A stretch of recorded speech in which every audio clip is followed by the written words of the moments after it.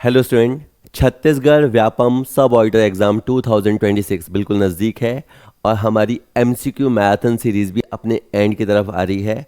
15 number का जो management group है उसका ये हमारा सेकंड वीडियो है। आज के वीडियो में बेसिकली आप principle of management and function of management के क्वेश्चन देखेंगे। इसमें मैच द फॉलोइंग वाले क्वेश्चनों को बहुत ध्यान से देखिएगा, पहले खुद लगाइएगा, नहीं तो फिर सॉल्यूशन सुनिएगा।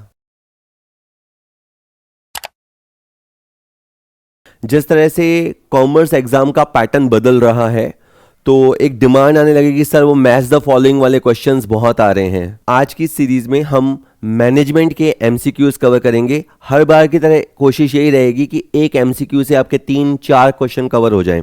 तो देखिए, चलिए शुरू करते हैं। पहला क्वेश्चन कहता है मैच द फॉलोइंग।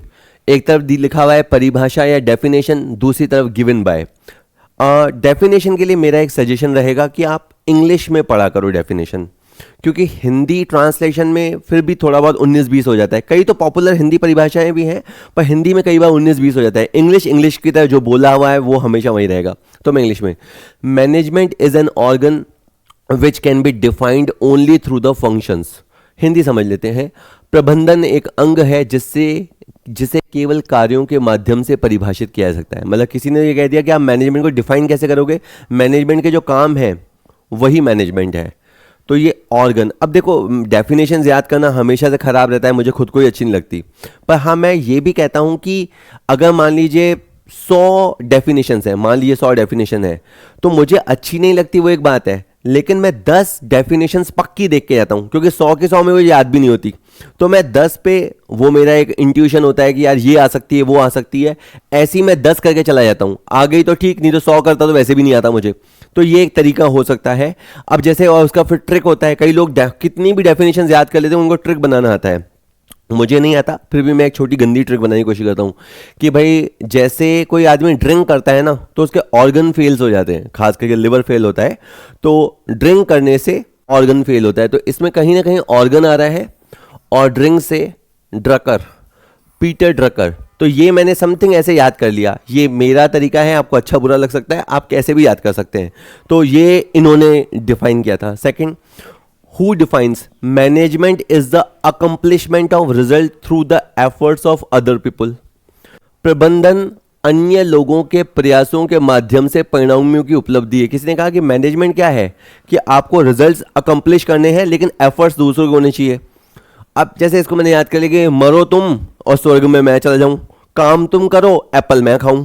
तो काम तुम करो, एफर्ट्स अदर लोग करें, और एप्पल मैं खाऊं। ठीक है, तो ये तरीका है। आपको नहीं याद करना, डेफिनेशंस मत क्या याद कीजिए, पर अगर कर रहे हैं तो कोई ना कोई कुछ पे तो याद करना चाहिए। जैसे इनकम टैक्स में भी मैं किसी को कहता हूं तो थोड़े सेक्शंस तो याद करके जाने चाहिए, सारे सेक्शंस नहीं याद हो रहे तो। Management is the art of getting things done through people. ये बहुत ही प्रबंध की बहुत ही फेमस परिभाषा है। प्रबंधन लोगों के माध्यम से कार्य करवाने की कला है।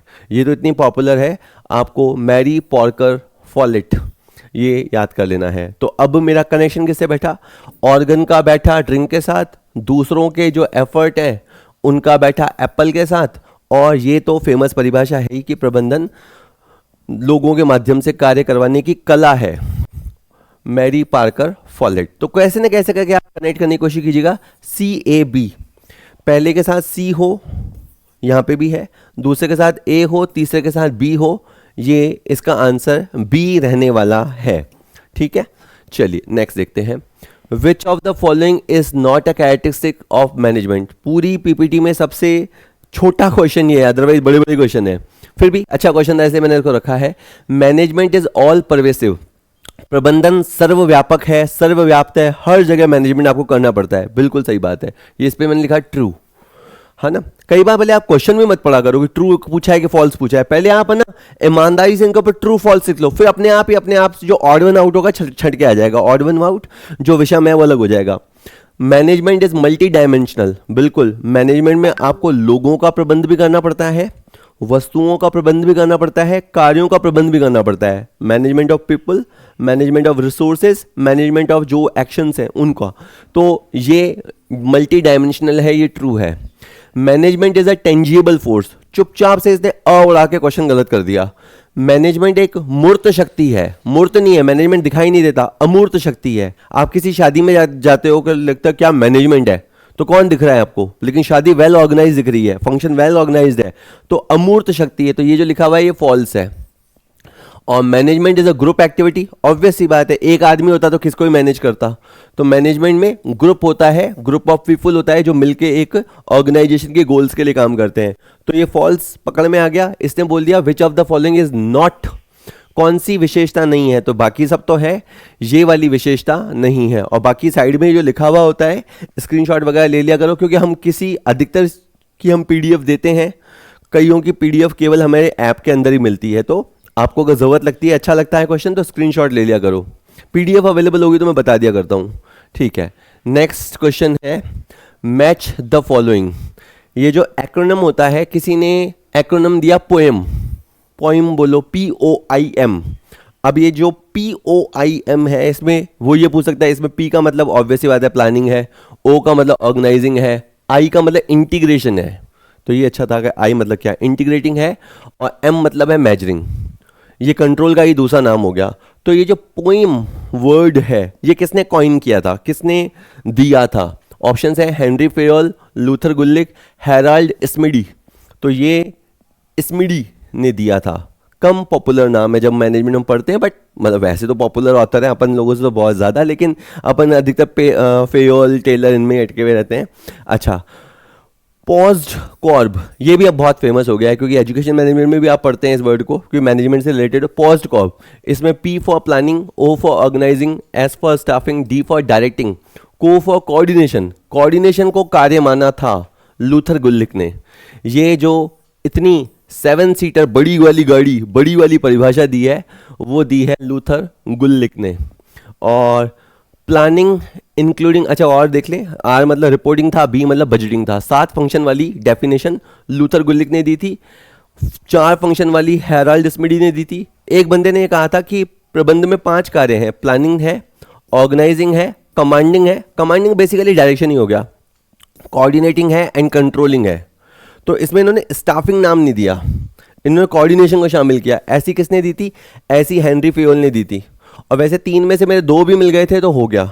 और कई बार तो जैसे ये वाली, चलो बाकी मैं मान लेता हूँ आपने नहीं सुनी थी, लेकिन ये तो सुना था कि पॉस्ट कॉर्ब वाली लूथर गुल्लिक ने दी है। तो आपका सेकंड जो है वो जाके, अच्छा यहाँ पे B आएगा, ये B आएगा ना, ABC, तो सेकंड आपका B के साथ कनेक्ट हो गया। तो सेकंड आपका यहाँ पे भी है, यहाँ पे भी है, यानी इसका मतलब आपको और भी आना चाहिए। पोएम जो है वो हेराल्ड स्मिडी है, यानी जो फर्स्ट है वो C के साथ कनेक्ट हुआ, तो फर्स्ट जो है वो C के साथ कनेक्ट हुआ, तो वो यहाँ से कनेक्ट हो गया, तो फिर आपका आंसर C आएगा। और फिर थर्ड आपका ऑटोमेटिक जाके A के साथ मैच हो जाएगा। ठीक है, चलिए हो गया। यही था ना आंसर, इसमें C आंसर दे रखा है, पहले का C था, पहले का C था, दूसरे का B था, तीसरे का A था। यस, हो गया ना, ठीक है। चलिए, हट जाता है फिर दिक्कत आती है। मैच सूटेबल वर्ड और फंक्शन। अब आप देखो, एक तरफ लिखा हुआ है द एसेंस ऑफ मैनेजमेंट, सामने से आपको पकड़ना है कि किसको प्रबंधन का सार माना गया है। जैसे आप कभी ऑडिटिंग पढ़ेंगे तो ऑडिटिंग का जो सार होता है वो वाउचिंग होता है, कि वाउचिंग हो गया मतलब ऑडिट हो गया एक तरह से। या यूं समझो कि जैसे शरीर में आत्मा नहीं हो तो फिर क्या मतलब, उसी तरह से अगर मैनेजमेंट करें और कोऑर्डिनेशन नहीं हो तो क्या मतलब, ऑडिट हो और वाउचिंग नहीं हो तो क्या मतलब, तो वही वाली बात है। तो the essence of management known as coordination, है ना। यानी अधिकतर लोगों ने ये कहा है कि कोऑर्डिनेशन कोई पृथक कार्य नहीं है, समन्वय जो है वो प्रबंध का सार है, समरी है, एसेंस है, स्पिरिट है। ये फर्स्ट आपका C के साथ हुआ।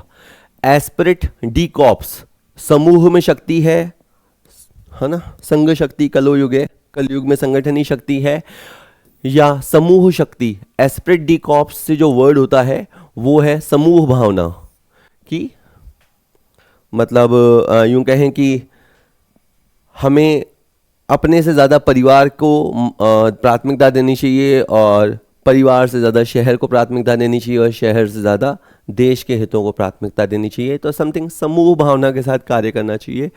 2A, पहले के साथ C रहा, 2 के साथ A रहा, इतने में काम हो जाता क्या? पहले के साथ C रहा, ओ हो, बताओ, पहले के साथ C तो सब में ही दे रखा है, तो ये तो मतलब नी भी देता। 2 के साथ A, तो ये तो कट गया। अब केवल आपका 3D 4B, अच्छा इसमें दोनों ऑप्शन सेम हो गए यार, तो वो गलती मैं सही कर लूँगा।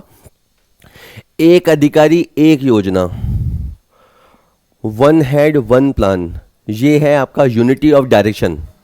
यूनिटी ऑफ डायरेक्शन है ना, मतलब काम, इसका मतलब ये नहीं होता कि एक काम करना है, काम आप 10 दे दो, 10 बांट दो, लेकिन मस्तिष्क एक आदमी का होना चाहिए। आप भी देखो ना, ऐसे एग्जाम्पल, आप फिर वापस शादी का दूंगा, घर में एक शादी होती है तो एक जना होता है जिसको सारा पता होता है, वो बोले आप इधर जाओ, आप उधर जाओ, आप ये करो, उसके दिमाग के हिसाब से चलोगे तो गड़बड़ नहीं होगी। तो one head one plan, unity of direction, ये आपका 3D है। और a subordinate can not serve two bosses at the same time, एक अधीनस्थ कर्मचारी, रामू इधर आ, अगर एक्स जगह से भी आवाज आएगी और वाई जगह से भी आवाज आएगी तो रामू वहीं बैठ जाएगा, क्योंकि उसे समझ ही नहीं आएगा कि वो एक्स की सुने या वाई की सुने। यानी एक समय में उसको एक आदेश मिलना चाहिए, आदेश की एकता, यूनिटी ऑफ कमांड। एक समय में, चूंकि एक आदमी दो लोगों की सेवा एक साथ नहीं कर सकता, आगे पीछे कर सकता है, एक साथ नहीं कर सकता, तो इसीलिए एक अधीनस्थ को एक समय में एक ही अधिकारी से आदेश मिलना चाहिए, आदेश एक हो, आदेश की एकता, या यूं है। तो ये आपका 4B रहेगा। तो ठीक है, अभी ऑप्शन के हिसाब से अपन देख लेंगे, समझ गए, मेन बात समझनी थी, जो डी इसका आंसर रहेगा वो इस तरह से ना। एक और मिला के देखिए, मैच द फॉलोइंग, निम्नलिखित का मिलान कीजिए। फादर ऑफ साइंटिफिक मैनेजमेंट, जहां साइंटिफिक मैनेजमेंट वर्ड आएगा वहां आपको FW टेलर देना है, क्योंकि FW टेलर का मानना था कि हर कार्य को करने की एक सर्वोत्तम विधि होती है, एक परफेक्ट मेथड होता है, हमें बस उस परफेक्ट मेथड को ढूंढना है और उसको करना है, हमें काम को साइंटिफिक मेथड से करना है, और इससे आपकी जो फैक्ट्री है वो प्रयोगशाला में बदल जाएगी। अच्छा, father of the modern management theory, इसमें बहस है, कुछ लोग ड्रकर को मानते हैं, कुछ लोग हेनरी फेयोल को मानते हैं, तो मैंने इसको होल्ड पे रख दिया। फादर ऑफ एडमिनिस्ट्रेटिव मैनेजमेंट, इसमें कोई डाउट नहीं है, एडमिनिस्ट्रेटिव मैनेजमेंट का फादर हेनरी फेयोल को माना गया है, तो मैंने हेनरी फेयोल बुक कर लिया मेरे लिए यहाँ पे। तो मेरा 3 के साथ आपका C हो गया। इससे ये भी हो गया कि अब मुझे जो आधुनिक प्रबंधन के पिता हैं वो पीटर ड्रकर आ जाएगा, तो 2A है। इतने में मेरा काम हो जाएगा क्या, मैं देख लूँगा। फिर भी ह्यूमन रिलेशन थ्योरी, इसको लाने का श्रेय एल्टन मेयो को जाता है, ह्यूमन रिलेशन थ्योरी। तो ये 4 के साथ, अच्छा ये पीटर ड्रकर ये B था, सॉरी, और ये जो है A है, थोड़ा सा लिखने में मिस्टेक हुआ है। और फादर ऑफ ब्यूरोक्रेटिक थ्योरी, नौकरशाही सिद्धांत के जनक मैक्स वेबर। तो कोशिश की कि इससे अपने 5 कवर हो जाएं, ठीक है। तो एक बार वापस देख लेते हैं, जल्दी जल्दी बोल देता हूं मैं। साइंटिफिक मैनेजमेंट के लिए आपका FW टेलर आएगा, ये आपका E है ना, क्योंकि क्या होता है ना एग्जाम में भी, चलो इस बहाने ये समझ लो कि एग्जाम में कई बार हमारा आता क्वेश्चन गलत हो जाता है, क्योंकि हम सीक्वेंसिंग ऊपर नीचे देख लेते हैं। मॉडर्न मैनेजमेंट, इस क्वेश्चन में फिर मैंने पीटर ड्रकर को अलॉट किया है, क्योंकि एडमिनिस्ट्रेटिव थ्योरी जो है वो आपकी हेनरी फेयोल पे जा रही है। मानवीय रिलेशन वाले के लिए एल्टन मेयो है ही है, बुक है वो, तो हॉर्थन प्रयोग बड़े फेमस है इनके, उसके लिए। और ब्यूरोक्रेटिक थ्योरी, नौकरशाही सिद्धांत के लिए मैक्स वेबर, अच्छे से नाम याद हो जाएगा, वेबर, वेब, जाला, नौकरशाही, जाला। 5 का C, ठीक है। तो पहले के साथ E आ जाए, ओहो मेरा बताओ, पहले में ही काम हो जाता, मैं इतना माथाफोड़ी करी, पहले के साथ E कहीं था ही नहीं रेस में। अगर मैं इसमें श्योर हूँ कि ये FW टेलर को जाएगा, फ्रेडरिक विंसलो टेलर को जाएगा, तो फिर 2B, 3D, 4A, 5C फटाफट मैच हो जाता। B आंसर रहा, यानी एग्जाम में मैं जितनी देर मैं लगा रहा हूँ उतनी देर तो मैं लगनी नहीं है, पर फिर भी ये हमेशा कंपटीशन एग्जाम सावधानी और एक्यूरेसी के बीच की बैलेंसिंग है। ज़्यादा सावधानी रखोगे स्पीड चूक जाओगे, यानी मैं एक्यूरेसी और स्पीड के बीच का बैलेंसिंग बोलना चाहिए। ज़्यादा एक्यूरेसी पे जाओगे क्वेश्चन छूट जाएंगे, ज़्यादा स्पीड से भागोगे एक्यूरेसी खो दोगे। प्रैक्टिस से ही एक बैलेंसिंग आती है, ठीक है, प्रैक्टिस से ही सब कुछ है, प्रैक्टिस से ही कॉन्फिडेंस आता है। उसके बाद मैच द फॉलोइंग, एक तरफ से है कुछ कार्य या शब्द दे रखे हैं, एक तरफ आपको बताना है कि ये नज़दीकी रूप से किससे संबंधित है। तो आपको क्या लगता है, स्ट्रैटेजी, स्ट्रैटेजी का शब्द का संबंध प्रबंध के किस कार्य से है? तो स्ट्रैटेजी आपके नियोजन के तत्वों में होती है कि जब आप दुश्मन की व्यूह रचना देखकर एक व्यूह रचना या रणनीति तैयार करते हो, तो आपका पहला जो है वो B के साथ कनेक्ट होगा। डिविएशन, डिविएशन वर्ड का क्लोज रिलेशन है कंट्रोल के साथ, क्योंकि कंट्रोल नियंत्रण के दौरान आपने जो प्रमाप सेट किए थे, जो स्टैंडर्ड सेट किए थे, आप एक्चुअल परफॉर्मेंस से उसकी तुलना करके उसमें डिविएशन यानी अंतर को समझने की कोशिश करते हो। अंतर के लिए विचलन शब्द आता है, तो ये कंट्रोलिंग से रिलेटेड है। और क्या इतना भर होने से मेरा काम हो जाता कि पहले के साथ बी और दूसरे के साथ ए, तो बस इतने से मेरा काम हो जाता, यानी एग्जाम में तो मैं आगे निकल जाता, हो गया काम। फिर भी span of management, span of management, इसके लिए कई बार नियंत्रण का विस्तार भी शब्द आता है और तब बच्चा बड़ा कंफ्यूज होता है। जैसे ही अभी तो स्पैन ऑफ मैनेजमेंट वर्ड आया ना, तो बच्चा नहीं इतना कंफ्यूज हो रहा। अगर मैं इसको बोलता नियंत्रण का विस्तार, तो वो अगर नियंत्रण से नियंत्रण गड़बड़ हो जाती। स्पैन ऑफ मैनेजमेंट जो है उसका संबंध आपकी ऑर्गेनाइजेशन से है कि सर वो कैसे, इसमें हम ये तय करते हैं कि एक बॉस के नीचे कितने सबऑर्डिनेट होने हैं, ये अधिकारी कितने अधीनस्थों को प्रभावी तरीके से हैंडल कर सकता है, उसे अपन स्पैन ऑफ मैनेजमेंट कहते हैं। जैसे अभी ये इतना ही दिख रहा है तो इसको अपन नैरो कह सकते हैं, लेकिन अगर ये यूं होता और इसके नीचे होते हैं तो ये वाइड स्पैन ऑफ मैनेजमेंट हो जाता। पहले जो बने थे 2 थे तो नैरो मान लो। तो इसका संबंध जो है वो संगठन से है, तो आपका 3 जो है वो डी के साथ जाके कनेक्ट हुआ। मोटिवेशन, मोटिवेशन जो है जब आप निर्देशन के तत्व पढ़ते हो, एलिमेंट्स ऑफ डायरेक्शन पढ़ते हो, तब वहाँ पे मोटिवेशन वर्ड देखने को मिलता है। हालांकि उसके मोटिवेशन के ऊपर फिर एक पूरा चैप्टर है कंप्लीट। तो 4 के साथ ई, इसीलिए कई बार पता नहीं चलता कि यार कितनी डेप्थ तक आएगा, क्योंकि एक शब्द बोलने वाला बोल दे मैनेजमेंट, तो मैनेजमेंट के ऊपर पूरी बुक होती है। एक शब्द बोलने वाला बोल दे मार्केटिंग, मार्केटिंग के ऊपर पूरी बुक होती है। बिजनेस एनवायरनमेंट पूरी बुक होती है। तो इंसान कहाँ तक जाएगा, फिर भी जितना जा सके वहाँ तक तो जाना ही चाहिए। ओरिएंटेशन, अभिमुखीकरण, ओरिएंटेशन, नए कर्मचारी को संस्था से, इसके कार्यों से, रिसोर्सेज से परिचय करवाना, उसे कंफर्टेबल करना, काम के लिए मतलब आया है तो अब वो अपना परिवार समझे उसको। तो ओरिएंटेशन ये आता है आपके स्टाफिंग के अंदर। जब आप भर्ती हो जाती है, चयन कर लेते हो, प्रशिक्षण दे देते हो, ये भर्ती चयन प्रशिक्षण ये सब हो जाने के बाद, जस्ट अ मिनट, भर्ती चयन प्रशिक्षण ये सब दे देने के बाद आप उसको जब डेप्यूट करते हो, उसको प्लेस करते हो कि आपको यहाँ काम करना है, तो वहाँ उसे संस्था से परिचय करवाया जाता है। तो ये सब स्टाफिंग के तहत होता है। तो 5वें के अंदर आपका सी बैठेगा। तो बस बाकी मिला लो, जस्ट 3 के साथ आपका डी हो गया, 4 के साथ ई हो गया और 5 के साथ सी हो गया। इसका आंसर ए रहने वाला है। कोशिश आप समझ रहे हो, बस यही है कि आपको फ़ायदा ज़्यादा से ज़्यादा मिले। मैच द फॉलोइंग, प्रबंधकीय कार्य दे रखे हैं और प्रबंधकीय स्तर दे रखा है। दैनिक कार्यों का निष्पादन एवं पर्यवेक्षण, execution and supervision of the daily task.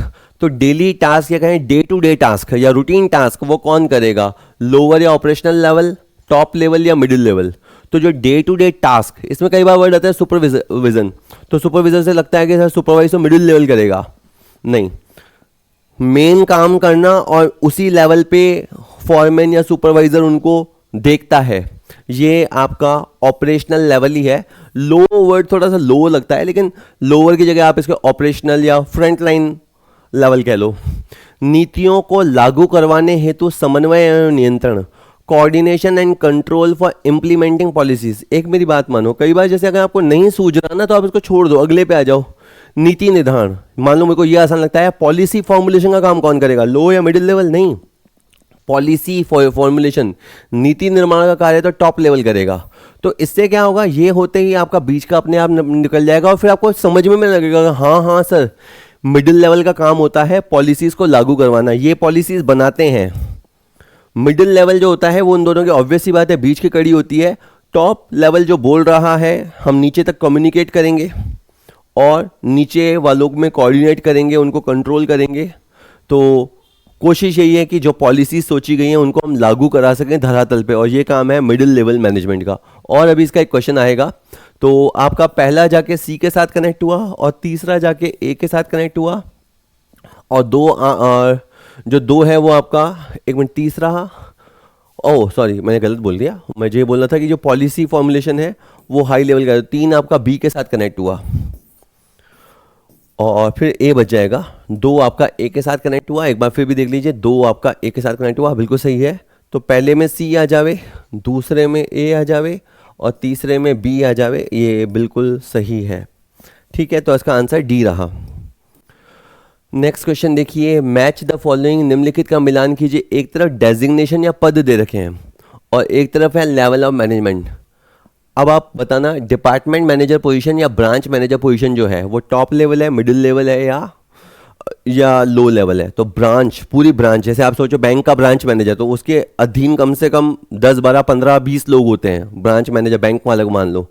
या डिपार्टमेंट मैनेजर में 4 5 डिपार्टमेंट होंगे, उनके ऊपर मैनेजर है, तो ये मिडिल लेवल मैनेजमेंट हुआ। तो ये आपका ए के साथ कनेक्ट होगा। ठीक है, इसके बाद है सुपरवाइजर फॉरमैन। सुपरवाइजर और फॉरमैन ये फैक्ट्री में काम करते हैं, फ्रंट लाइन वाले होते हैं, ये लो लेवल है ना। तो ये आपका लोअर या ऑपरेटिंग लेवल है, तो 2 आपका सी के साथ हुआ। टीम लीडर, सेक्शन ऑफिसर, तो टीम लीडर जो टीम को लीड करे, तो टीम सर लीडर है तो फिर मिडिल लेवल होगा, तो मुझे कन्फ्यूज़न हो गया, छोड़ दो कोई बात नहीं, आपको मुझे कन्फ्यूज़न हो गया। चेयरमैन प्रेसिडेंट, भाई चेयर मतलब कहते हैं ना किसी मीटिंग को चेयर कौन करेगा, मतलब सबसे बड़ा अधिकारी कौन होगा या प्रेसिडेंट कौन होगा, ये तो नो डाउट प्रेसिडेंट, देश के प्रथम नागरिक, ऐसे याद कर लो, टॉप लेवल। तो ये आपका जो 4 है वो बी से कनेक्ट हो गया। इसके बाद है मार्केटिंग मैनेजर, फाइनेंस मैनेजर, पूरा मैनेजर जो पूरा मार्केटिंग कैंपेन देखे, मैनेजर जो पूरा फिनेंस देखे, मिडिल लेवल हुआ। कि सर ये टॉप लेवल नहीं है क्या? नहीं, मिडिल लेवल है। मैनेजर अधिकतर जो वर्ड आता है ना वो मिडिल लेवल होता है, आप याद कर लो, हालांकि इसको पत्थर की लकीर मत मान लेना, पर अधिकतर होता है। अच्छा, chief executive officer, CEO, chief managing director, director level, board of director, ये आपका टॉप लेवल हो जाता है। तो ये आपका 6 आपका। तो अब पर इसमें अभी भी कंफ्यूजन हो सकता है, क्योंकि इस बार तो ये है ना कि चलो मैं इतने मिला के देख लेता हूँ, उससे बन जाती है बात। पहले का ए, दूसरे का सी, पहले का ए तो यहाँ पे भी है, तो ये एक बार के लिए कट गया, बस ये कटा अभी। तो दूसरे का साथ सी है तो ये भी कट गया, ये है और ये भी कट गया, बस फिर तो मैं मिला लूँ 5 के साथ ए, 6 के साथ बी, 4 के साथ बी और 3 के साथ सी। तो मुझे पता था कि जो टीम लीडर और सेक्शन ऑफिसर है वो लो लेवल या ऑपरेटिंग लेवल है, तो ये आपका इधर आएगा। तो इस तरह से आपका आंसर पूरा जाके बी बैठ गया।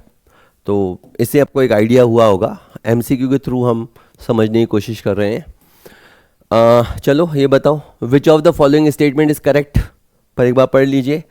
Authority can not be delegated, आप अपना जो अथॉरिटी है, अपना जो पावर है, राइट है, वो डेलीगेट कर सकते हो? कर सकता हूँ। ठीक है, मैं एक एग्जांपल लूँगा।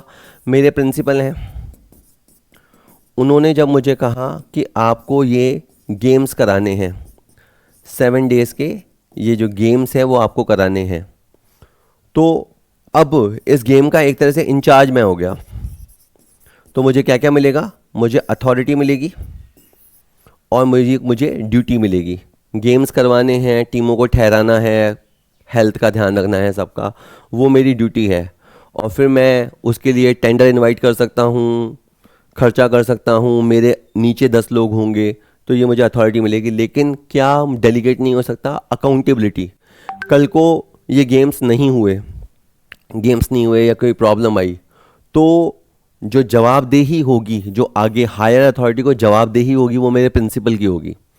यानी प्रिंसिपल यानी जो आपका बॉस है वो आपको अथॉरिटी दे सकता है, ऑब्वियसली बात है ड्यूटीज़ भी देगा, लेकिन अकाउंटेबिलिटी उसकी होती है। वो ऐसा नहीं होगा कि किसी दिन उससे जवाब तलब किया जाए तो मुझे बोल दे भाई जाओ आप जाके बता के आओ क्या हुआ। वो मुझे बाद में ऑफिस में रगड़ सकता है इन द सेंस डांट सकता है, अगर उसको डांट पड़ी तो मुझसे एक्सप्लेनेशन ले सकता है, लेकिन आगे तो एक्सप्लेनेशन उनको ही देना पड़ेगा। तो जवाब वैसे तो क्या होता है, दायित्व और जवाबदेही जुड़ी हुई होती है। मेरी भी जवाबदेही रहेगी, ऐसी बात नहीं है, पर मेरी जवाबदेही इनके प्रति रहेगी। जहां से काम चला था ना उनके प्रति तो यही जवाबदेह रहेंगे। कोशिश कर रहा हूं मैं समझाने की। जवाबदेही के लिए वर्ड है अकाउंटेबिलिटी। तो अथॉरिटी डेलीगेट नहीं की जा सकती, तो ये तो फॉल्स है। Accountability can not be delegated, ये सही है। इसके लिए हिंदी में वर्ड जो है ना, एक तो है जवाबदेही और एक वर्ड है उत्तरदेयता। जवाब और उत्तर, जवाब उर्दू, उत्तर हिंदी। ये authority and responsibility can not go together, ये दोनों तो साथ साथ चलते हैं। मुझे टूर्नामेंट कराना है तो मुझे पावर भी मिलेगा, ड्यूटीज़ भी मिलेंगी, तो इससे कहा ये नहीं हो सकता, तो ये फॉल्स है। और authority, responsibility and accountability, all these can be delegated simultaneously, ये तीनों के तीनों एक साथ दे सकते हैं, फॉल्स है। तो बस मैंने अगर क्वेश्चन में है नहीं है उसके चक्कर में नहीं भी पढ़ा तो मुझे समझ में आ गया फॉल्स फॉल्स फॉल्स, तो अब ट्रू हो जाएगा। तो बस यही पूछा भी है, तो आप ये लगा लोगे ना false true not true yes true, तो उससे आपको बहुत इजी रहेगा, फिर क्वेश्चन सॉल्व करना इतना परेशानी ही नहीं रहता। अपन पहले से ही है नहीं है में उलझने लग जाते हैं तो परेशान होते हैं। ठीक है, इसके बाद आप देखिए मैच द फॉलोइंग, एक तरफ है प्रबंध के तत्व और एक तरफ है प्रबंध के कार्य, और ये बहुत अच्छा क्वेश्चन है। मतलब मुझे अगर मेरे क्वेश्चन में तारीफ करनी है तो सबसे बढ़िया क्वेश्चन मेरे हिसाब से ये है इस पीपीटी का। सुपरविजन, मोटिवेशन, लीडरशिप और कम्युनिकेशन, ये शब्द का किससे क्लोज रिलेशन है? डायरेक्शन से। ये सब निर्देशन के तत्व कहलाते हैं। निर्देशन में मेन 4 तत्व होते हैं, पर्यवेक्षण, अभिप्रेरण, नेतृत्व और संप्रेषण। तो पहला आपका डी के साथ कनेक्ट हो गया। इसके बाद establishing standards, measurement of performance, comparison of performance and corrective action. मानक स्थापित करना, एक्चुअल परफॉर्मेंस का मापन करना, तुलना करना और सुधारात्मक कार्य करना, कंट्रोलिंग। ठीक है, आपका 2C के साथ हुआ। उद्देश्य, नीतियाँ, प्रक्रिया, नियम, ये सब शुरू में ही तय कर दिए जाते हैं। हमें कहाँ पहुँचना है, हमारा लक्ष्य, विज़न, गोल क्या है, कहाँ पहुँचना है, हमारी नीतियाँ क्या होंगी, हमारे प्रोसीजर्स क्या होंगे, मेथड्स क्या होंगे, कार्यक्रम क्या होगा, बजट क्या होगा, रूल्स क्या होगा, ये सब नियोजन के तत्व होते हैं। तो ये आपका 3E के साथ कनेक्ट होगा। भर्ती, चयन, प्रशिक्षण और विकास, ये सब स्टाफिंग के तहत किया जाता है। मैन पावर प्लानिंग से लेके उनके रिक्रूटमेंट, सिलेक्शन, ट्रेनिंग, डेवलपमेंट। 4 आपका बी के साथ कनेक्ट होगा। और division of work, hierarchy and authority, departmentalisation, समन्वय। मतलब जब आप प्लानिंग कर लेते हो ना, तो प्लानिंग के बाद आपको एक स्ट्रक्चर खड़ा करना होता है ना, कि कौन क्या करेगा, उसकी पोस्ट क्या होगी, उसके ऊपर कौन होंगे, नीचे कौन होंगे, एक स्ट्रक्चर दिया जाता है, स्पैन ऑफ मैनेजमेंट तय होता है, डेलीगेशन होता है, उन सब में कोऑर्डिनेशन होता है। ये सब ऑर्गेनाइजेशन के तहत किया जाता है। बेसिकली श्रम विभाजन जो होता है वो, तो आपका 5वां जाके ए के साथ कनेक्ट होगा। तो अब मैंने शुरू किया जैसे पहला डी के साथ, तो फर्स्ट ए कट गया, फर्स्ट डी है और फर्स्ट डी यहाँ पे भी है, तो अभी ये तो हट गया। दूसरे के साथ सी, 2 के साथ सी यहाँ पे भी है, 2 के साथ सी यहाँ पे भी है, रेस अभी चालू है, रेस टू प्ले ऑफ। तीसरे के साथ ई, तीसरे के साथ ई, तीसरे के साथ ए, तो ये कट गया। आंसर मेरा आ चुका है, मैं सी के साथ जाने वाला हूँ, फिर भी मैं चौथे के साथ बी और 5वें के साथ ए। तो ये 5 कार्यों में अंदर बेसिकली क्या होता है वो समझाने के लिए बनाया था, और ये इसका आप आंसर देखिएगा, आंसर इसका सी रहेगा। ये आंसर सी आ गया है ना, भाई छुपाऊँ, ये आंसर सी, ठीक है। 11वां क्वेश्चन कहता है विच of the following is not a source of internal recruitment. आपको कर्मचारी चाहिए, इंटरनल तरीकों से भी आ सकते हैं, एक्सटर्नल तरीकों से भी आ सकते हैं। अपन वैसे ही क्वेश्चन को अगेन नहीं देखते, इंटरनल एक्सटर्नल लिखने की कोशिश करते हैं। ट्रांसफ़र, सोचो जब आप ट्रांसफ़र करते हो, ए का अपना एक बंदा है ए, उसे आप प्रोडक्शन की जगह फाइनेंस में भेज देते हो, तो क्या हो गया, फाइनेंस को एक बंदा मिल गया, वहाँ रिक्रूटमेंट हो गया, लेकिन ये बाहर से नहीं हुआ, ये घर के अंदर से ही हुआ, तो ये इंटरनल है ना। प्रमोशन, एक्स को आपने प्रमोट कर दिया, तो भी बाहर से कोई बंदा नहीं आया, घर से ही एक बंदा, जाना पहचाना बंदा ही आगे आया है, इंटरनल।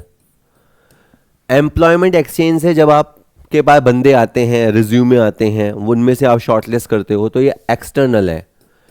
इससे आप वाकिफ नहीं हो, इन बंदों से वाकिफ नहीं हो, थोड़े दिन बाद हो जाओगे, अभी एक्सटर्नल सोर्स है। प्रेजेंट एम्प्लॉयज़, प्रेजेंट एम्प्लॉयज़ से ही उठा लेते हो, ठीक है, तो ये आपके इंटरनल ही कहलाएंगे। तो ये तीनों तो इंटरनल है, इसे आप कह लो ये एक्सटर्नल सोर्स है, या यूं कह लो कि ये इंटरनल सोर्स नहीं है। निम्नलिखित में से कौन सा आंतरिक स्रोत नहीं है, तो साहब ये वाला आंतरिक स्रोत नहीं है। इंटरनल के सारे सोर्स और एक्सटर्नल के सारे सोर्सेस याद करके जाने चाहिए। देखो अपना पढ़ा हुआ अपने ही काम आता है जी, वो बहुत सिंपल है। कहा भी जाता है कि जितनी शक्कर डालोगे उतना मीठा होगा, जितनी मेहनत करोगे रिजल्ट उतना मीठा आएगा। अब कई लोग बोलते हैं कि स्मार्ट तरीका वगैरह, स्मार्ट तरीके जैसी एक चीज़ होती है, लेकिन हार्डवर्क का कोई सब्स्टिट्यूट नहीं होता कभी भी। देखिएगा अगला क्वेश्चन, देखिएगा मैच द फॉलोइंग। अधीनस्थों के साथ अधिकार साझा करना, sharing the authority with the subordinates. जैसे मैं प्रिंसिपल ने थोड़ी देर पहले अपना पावर मुझे दे दिया था, तो उन्होंने क्या किया था, काम को डेलीगेट किया था। तो इस शब्द का संबंध जो है वो है डेलीगेशन से। डेलीगेट करना, प्रत्यायोजन करना, sharing authority with the subordinates, तो ठीक है। संगठन में निर्णय लेने की शक्तियों को उच्च स्तर से निम्न स्तर तक बांटने की प्रक्रिया, the process of distributing decision making power from higher level to lower level.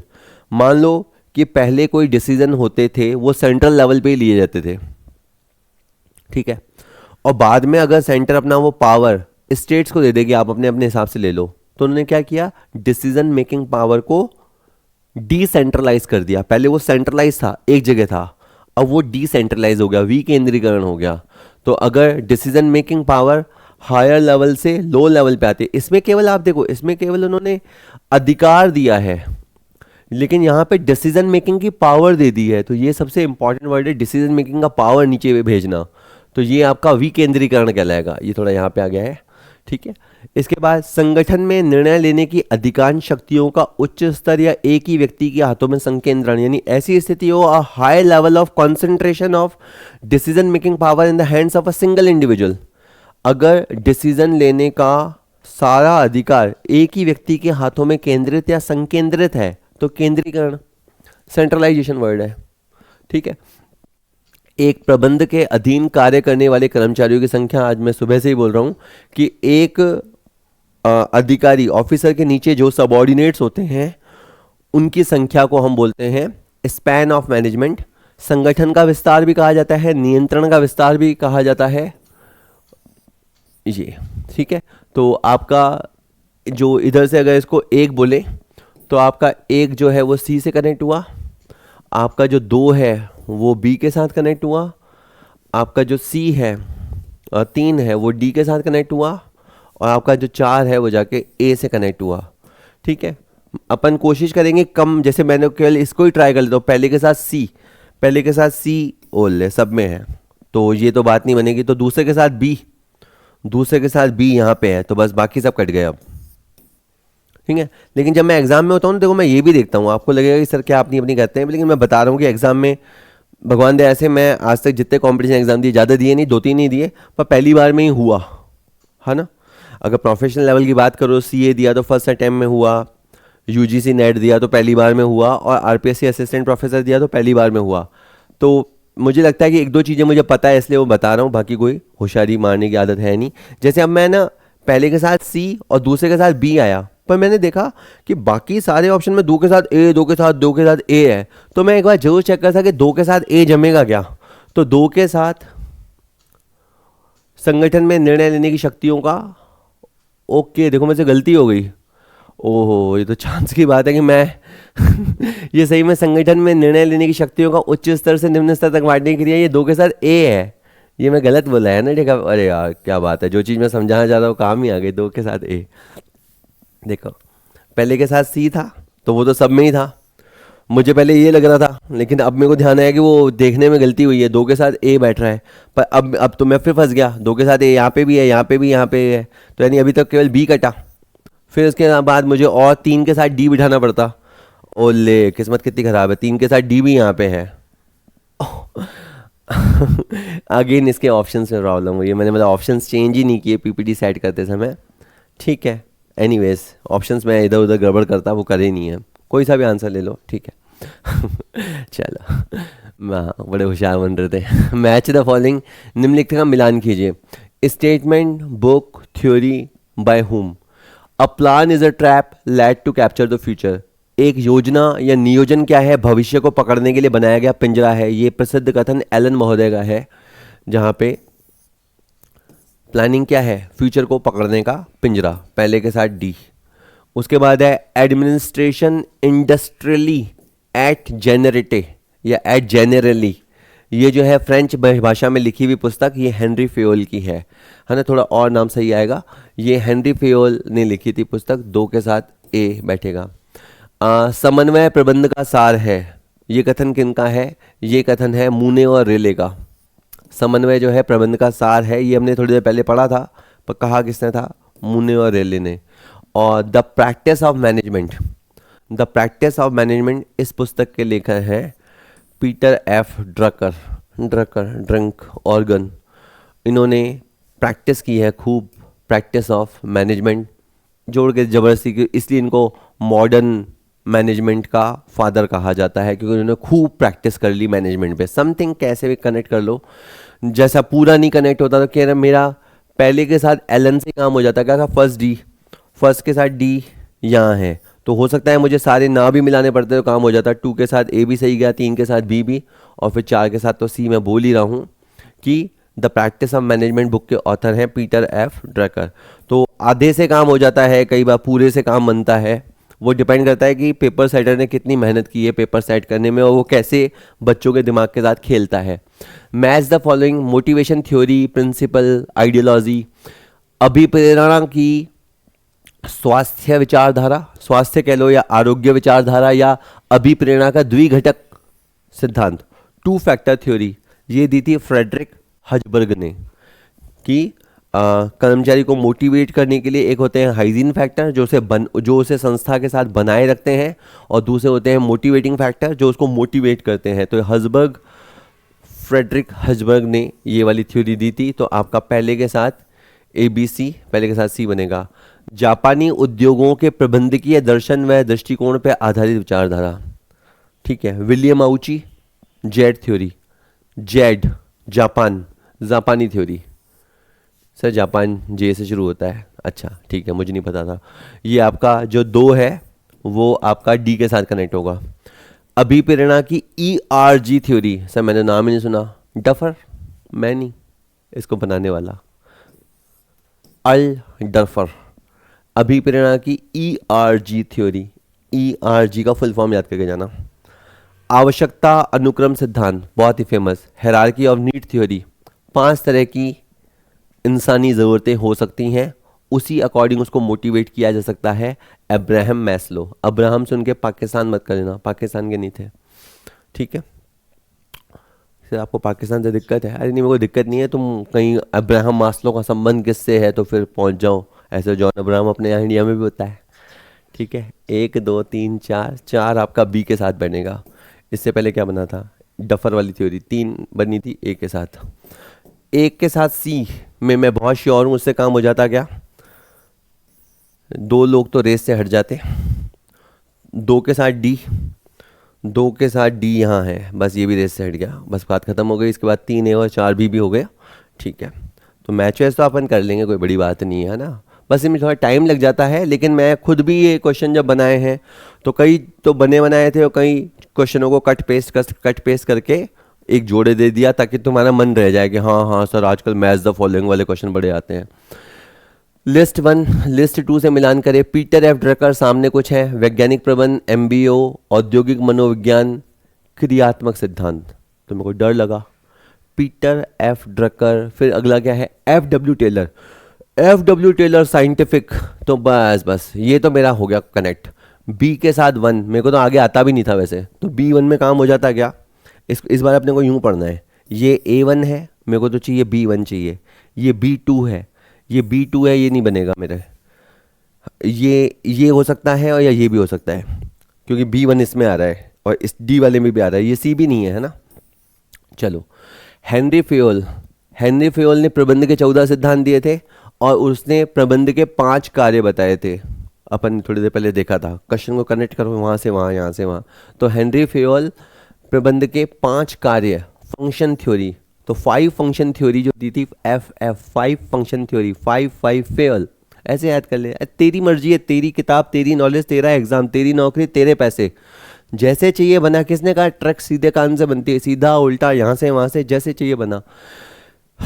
Function 5 Fayol, C4। मेरा तो क्वेश्चन से ही बैठ जाए, कैसे ही बैठे, साम दाम दंड भेद। C4, अब अगेन देखो किस्मत देखो, यहाँ तक सही था, यहाँ तक सही था, C4 यहाँ पे भी है, यहाँ पे भी, अभी भी बात नहीं बनेगी। इसके बाद ह्यूगो मस्टरबर्ग, ये वैसे म्यूनस्टरबर्ग, इसका संबंध है इंडस्ट्रियल साइकोलॉजी से। ह्यूगो म्यूनस्टरबर्ग का संबंध है औद्योगिक मनोविज्ञान से। तो डी आपका 3 के साथ कनेक्ट होगा, डी आपका 3 के साथ यहाँ कनेक्ट है, ये आंसर है फाइनली, ये वाला, ये भी कट गया है, तो आपका बी आंसर रहेगा। और पीटर एफ ड्रकर ने मैनेजमेंट बाय ऑब्जेक्टिव थ्योरी दी थी कि पहले संस्था के ऑब्जेक्टिव तय करो अपने अधीनस्थों के साथ बैठ के, और फिर अब उन तक कैसे पहुंचना है। पहले तय करो मेरे को 80% लाने हैं, फिर बनाओ उल्टा चलो कि कैसे आ सकते हैं। Management by objective, Peter F Drucker, A के साथ 2। ठीक है, आंसर पहले ही आ चुका है हमारा, बी इसका आंसर है, B. Next, match the following. एक तरफ लिखा है उद्देश्यों द्वारा प्रबंध की विधि का प्रतिपादन, सामने ऑप्शन थे Fayol, Taylor, Apple, Drinker, Drucker. अभी हमने बात की पीटर एफ ड्रकर, उद्देश्यों द्वारा प्रबंध, MBO, मैनेजमेंट बाय ऑब्जेक्टिव। पहले ऑब्जेक्टिव तय करके फिर उनको हासिल करने का प्रोसीजर सोचो। प्रबंध व्यक्तियों का विकास है, न कि वस्तुओं का निर्देशन, न कि वस्तुओं का निर्देशन। लॉरेंस एप्पले ने, ये बहुत ही फेमस कथन है ये भी, प्रबंध व्यक्तियों का विकास है न कि वस्तुओं का निर्देशन। 2 के साथ सी। प्रबंध के 14 सिद्धांत, ये सबसे आसान था, ये हेनरी फ्योल ने दिए थे। इनफैक्ट हमें 14 के 14 सिद्धांत और उनका मतलब पता होना चाहिए। 3 के साथ है। अच्छा, मैं सोचूं केवल इसको मिलाने से काम हो जाता है क्या? 3 के साथ है, ये कट गया, ये कट गया, और अच्छा लेकिन ये दोनों रेस में है, देखो 3 है 3 है, यानी केवल इतना भर आने से मेरा पूरा क्वेश्चन तो सॉल्व नहीं होता, पर हाँ थोड़ा भला तो हो ही जाता। उसके बाद अपवाद निहित प्रबंध या अपवाद द्वारा प्रबंध। एक होता है मैनेजमेंट बाय एक्सेप्शन, इसका मतलब होता है कि जो टॉप लेवल अथॉरिटीज़ हैं उनको एक्सेप्शनल मामलों में ही इंटरफेयर करना चाहिए, उनको तभी हस्तक्षेप करना चाहिए जब कोई बहुत ही अपवाद जैसा मामला आ गया, उनको डे टू डे में टांग नहीं फंसानी चाहिए। आपने नीचे काम दे दिया, उनको करने दो, हाँ कोई फड्डा हो गया, पंगा हो गया, तब उनको आना चाहिए, मैनेजमेंट बाय एक्सेप्शन। तो ये आपका एफ डब्ल्यू टेलर ने कहा था कि उनको तब पिक्चर में आना चाहिए जब लो और मिडिल लेवल के हाथ से बात निकल जाए। तो 4 आपका बी। ठीक है, तो आपका क्या क्या हुआ था? 3A सही है, 4B ये भी सही है, और 1 के साथ D आएगा ये वाला, और 2 के साथ C आएगा, ये सही है। तो D इसका आंसर होगा। जस्ट अ मिनट, हटाए पहले D। नेक्स्ट क्वेश्चन देखते हैं। लोगों को संगठनात्मक लक्ष्यों की प्राप्ति हेतु प्रेरित और मार्गदर्शित करने की प्रक्रिया, the process of motivating and guiding people to achieve organisation goals. मतलब आप कोशिश करें कि लोगों को मोटिवेट करें, गाइड करें, ताकि वो संस्था के उद्देश्यों की प्राप्ति में अपना सक्रिय योगदान दें।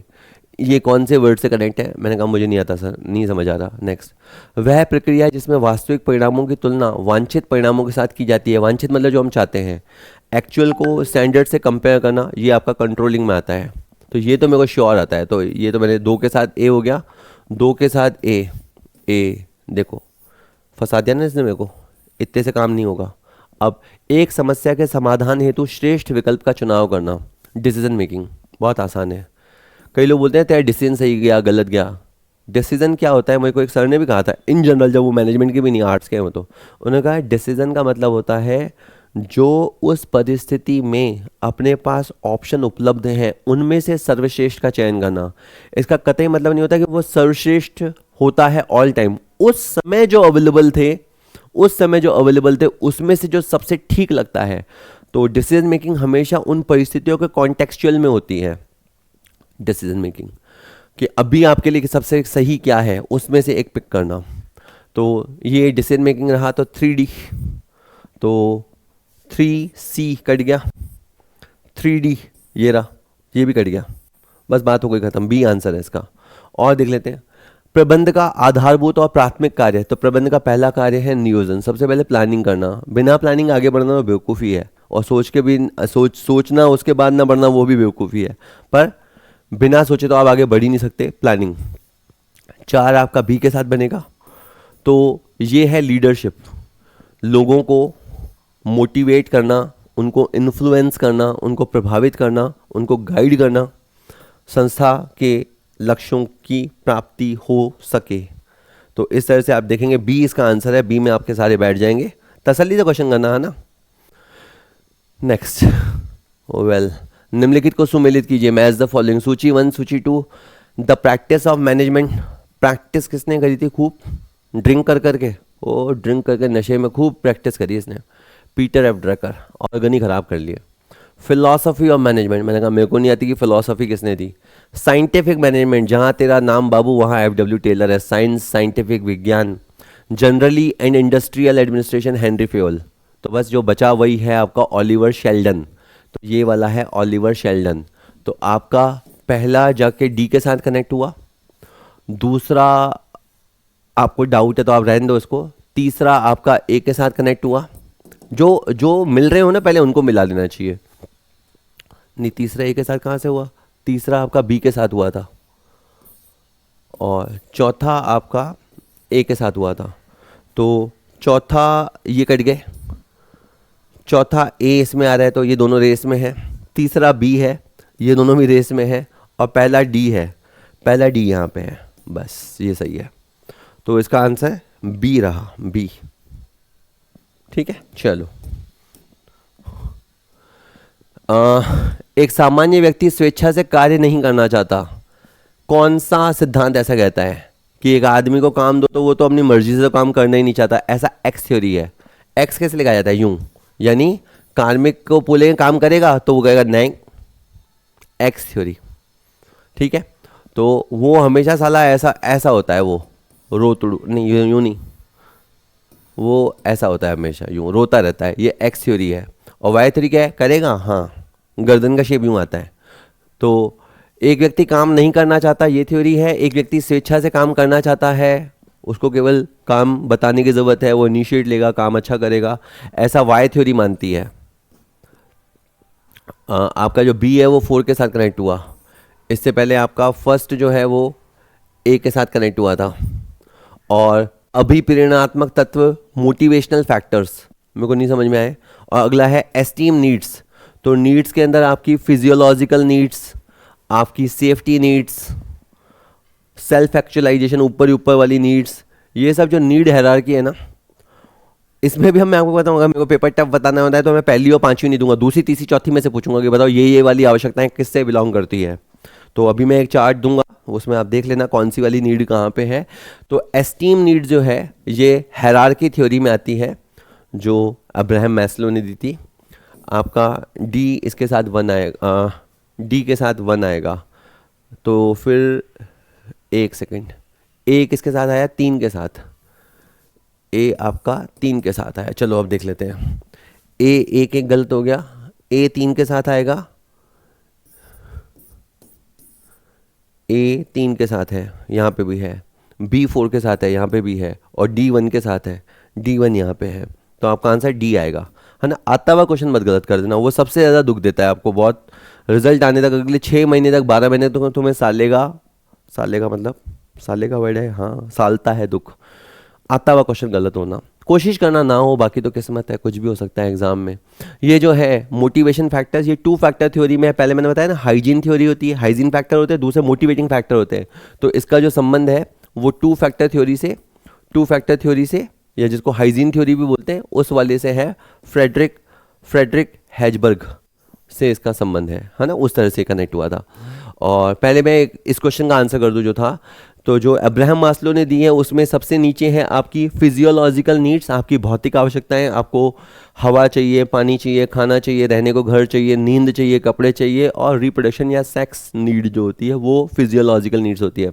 उसके बाद आप चाहते हो ये सारी ज़रूरतें हमेशा मेरी पूरी होती रहे, आपको एक सेफ्टी चाहिए होता है, एक शेल्टर चाहिए होता है कि ये सारी मेरी हमेशा चलती रहे। इसलिए तो गवर्नमेंट जॉब के प्रति चार्म क्यों है, क्योंकि उसमें ये सब ज़रूरतें हमेशा आपकी पूरी होती रहेंगी, personal security, employment, resources, health, property. इसके बाद लव एंड बिलोंगिंगनेस, सम्मान संबंधी आवश्यकताएं, नहीं थोड़ी संबंध संबंध संबंधी बिलोंगिंगनेस वाली होती है, संबंध संबंधी आवश्यकताएं, इसमें friendship, intimacy, family, sense of connection. उसके बाद आपके सम्मान संबंधी आवश्यकताएं में एस्टीम नीड्स, जो भी आया था ना क्वेश्चन, एस्टीम नीड्स थी आपकी, ऊपर से सेकंड और नीचे से चौथी है। Respect, self esteem, status, recognition, strength, freedom और सेल्फ एक्चुअलाइजेशन, मतलब इंसान को वो हो जाना चाहिए जो वो हो सकता है। आपकी जो आपका जो अल्टीमेट पोटेंशियल है उसका यूटिलाइजेशन होना चाहिए। हर इंसान को वही होना चाहिए जो वो हो सकने की काबिलियत रखता है। Self actualisation, desire to become the most that one can be. खैर, अब एक लड्डू क्वेश्चन, ये पूरा वैसा ही क्वेश्चन है कि रामायण खत्म हो गई और मैं आपसे पूछूं रावण कौन था या सीता कौन थी। प्रबंध के निम्न कार्य किस क्रम में संपन्न होते हैं? सबसे पहले संगठन होता है, नियंत्रण होता है, नियोजन या निर्देशन। तो सबसे पहले होता है नियोजन यानी प्लानिंग। प्लानिंग के बाद उस प्लानिंग को एग्जीक्यूट करने के लिए संगठन। उसके बाद संगठन हिलेगा नहीं अगर उनको डायरेक्शन नहीं दिया जाएगा, और उसके बाद खाली डायरेक्शन देने से ही नहीं है, वो फिर उनको कंट्रोल करना पड़ेगा, नहीं तो इधर से उधर भागेंगे। CADB ये आपका कोड रहेगा, B इसका आंसर रहेगा। ये सीक्वेंस है पांचों कामों का, आप समझ गए होंगे।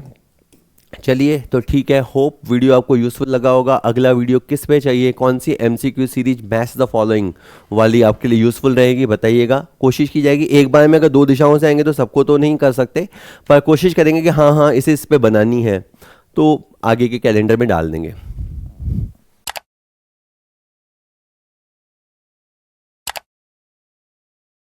एक बहुत ही इंपॉर्टेंट टॉपिक है, वो है फंक्शंस ऑफ मैनेजमेंट, प्रबंध के कार्य। उसके ऊपर मैं 25 MCQ लेके आया हूँ। सो पहला क्वेश्चन है, which one of the following sequence of process of management is correct.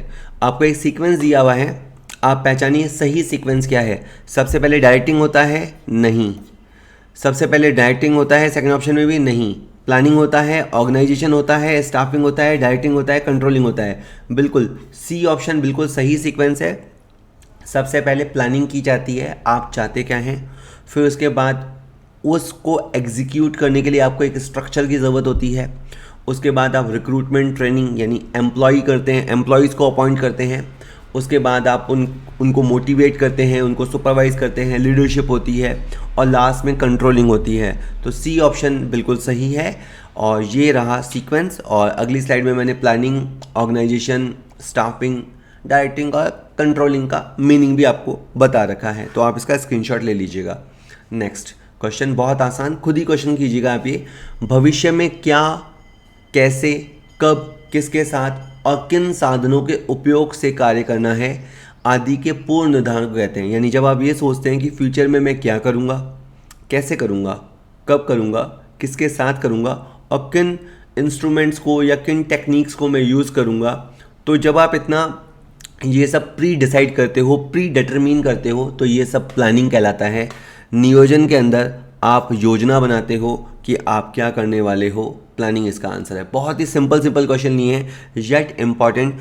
मैं जो MCQ जनरली लाता हूँ या कोशिश करता हूँ वो ये होते हैं मस्ट नो क्वेश्चन, कि एक बच्चे को जो एग्ज़ाम में जा रहा है उस टॉपिक के बारे में इतना तो पता होना चाहिए। बाकी तो देखो, अंदर ज्ञान अनंतम, मैं हमेशा कहता हूँ जितना अंदर जाएंगे उतना बेटर होगा। इसीलिए हम प्रैक्टिस क्वेश्चन बैंक सजेस्ट करते हैं।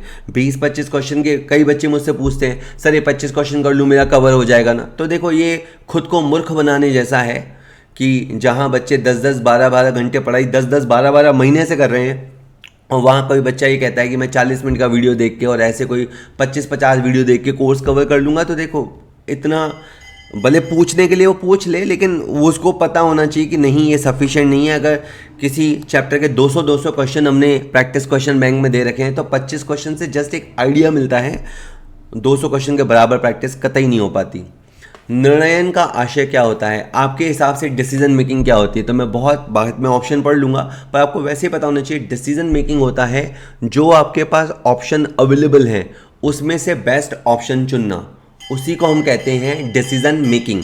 ठीक है, डिसीजन मेकिंग हमेशा कहते हैं भाई बेस्ट डिसीजन लेना, पर बेस्ट डिसीजन लेने से भी ज़्यादा सही आंसर ये है कि आपके पास जो एक पर्टिकुलर मोमेंट पे ऑप्शन अवेलेबल होते हैं, जो विकल्प अवेलेबल होते हैं, उसमें से उसको तोलना, टटोलना, एनालाइज करना और उसमें से जो बेस्ट है उसे पिक करना। तो इसका आंसर डी होगा।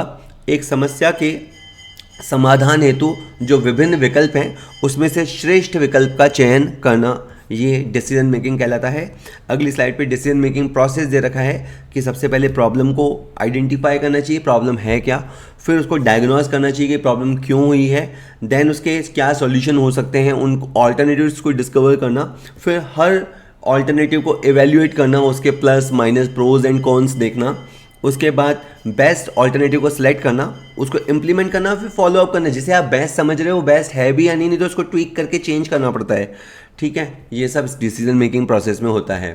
Well, an office order is example of upward communication और डाउनवर्ड कम्युनिकेशन। चलो 4 नहीं, मैं 2 ऑप्शन नहीं देता हूँ। ऑफिस ऑर्डर नीचे से ऊपर आता है या ऊपर से नीचे आता है? तो ऑर्डर आता है ऊपर से नीचे की तरफ, यानी ऑर्डर सर्कुलर, इनका जो डायरेक्शन होता है वो ऊपर से नीचे होता है, यानी डाउनवर्ड होता है। तो इसका उत्तर है अधोगामी संचार का। और अगर आप कोई एप्लीकेशन दे रहे हो, आप कोई रिक्वेस्ट कर रहे हो, कोई इन्फॉर्मेशन शेयर कर रहे हो, तो वो नीचे से ऊपर की जाएगी, यानी वो अपवर्ड होगी। तो ये अगली स्लाइड में आप अच्छे से देख लेना, लेकिन मैं अभी बताता हूँ। ऑर्डर ऊपर से नीचे की तरफ फ्लो होते हैं, तो ये डाउनवर्ड कम्युनिकेशन है, अधोगामी है। ठीक है, तो इसका आंसर बी रहेगा। एक बार फिर भी देख लीजिए, रिपोर्ट आप ऊपर भेजते हो, कंप्लेंट्स आप ऊपर भेजते हो, सजेशंस आप ऊपर भेजते हो, एप्लीकेशंस आप ऊपर भेजते हो, तो वो अपवर्ड होता है। ऑर्डर ऊपर से नीचे आते हैं, इंस्ट्रक्शन ऊपर से नीचे आते हैं, सर्कुलर नोटिफिकेशन ऊपर से नीचे आते हैं, तो वो डाउनवर्ड कम्युनिकेशन होता है। डायगोनल कम्युनिकेशन क्या होता है?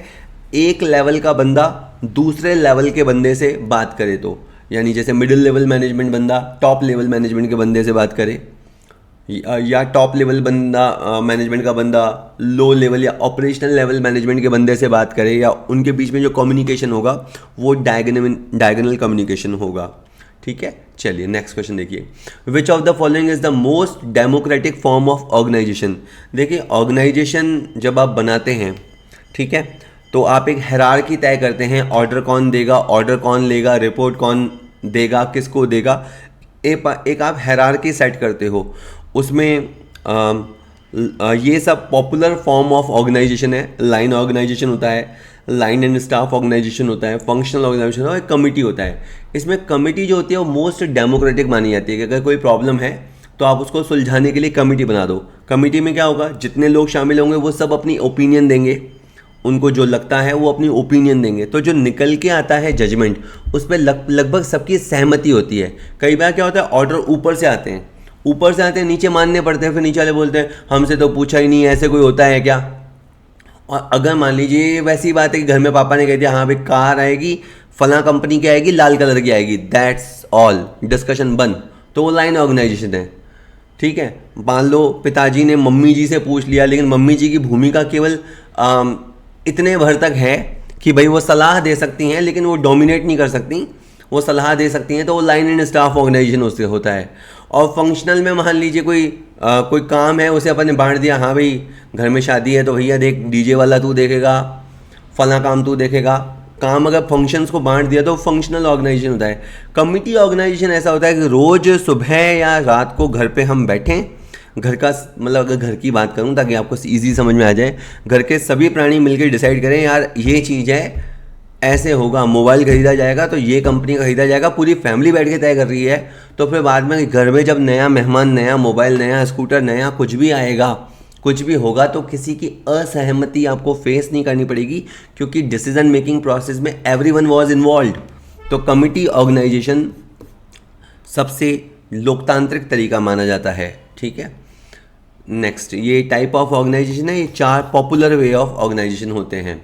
उसके बाद है निम्नलिखित में से कौन सा मैनेजमेंट का काम नहीं है? प्लानिंग बिल्कुल सबसे पहले होता है, कंट्रोलिंग बिल्कुल सबसे एंड में होता है, ऑर्गेनाइजेशन सेकंड नंबर पे होता है, लेकिन कॉपरेशन, एक कॉपरेशन कभी कभी ऑप्शन आएगा, कभी कभी कोऑर्डिनेशन आएगा।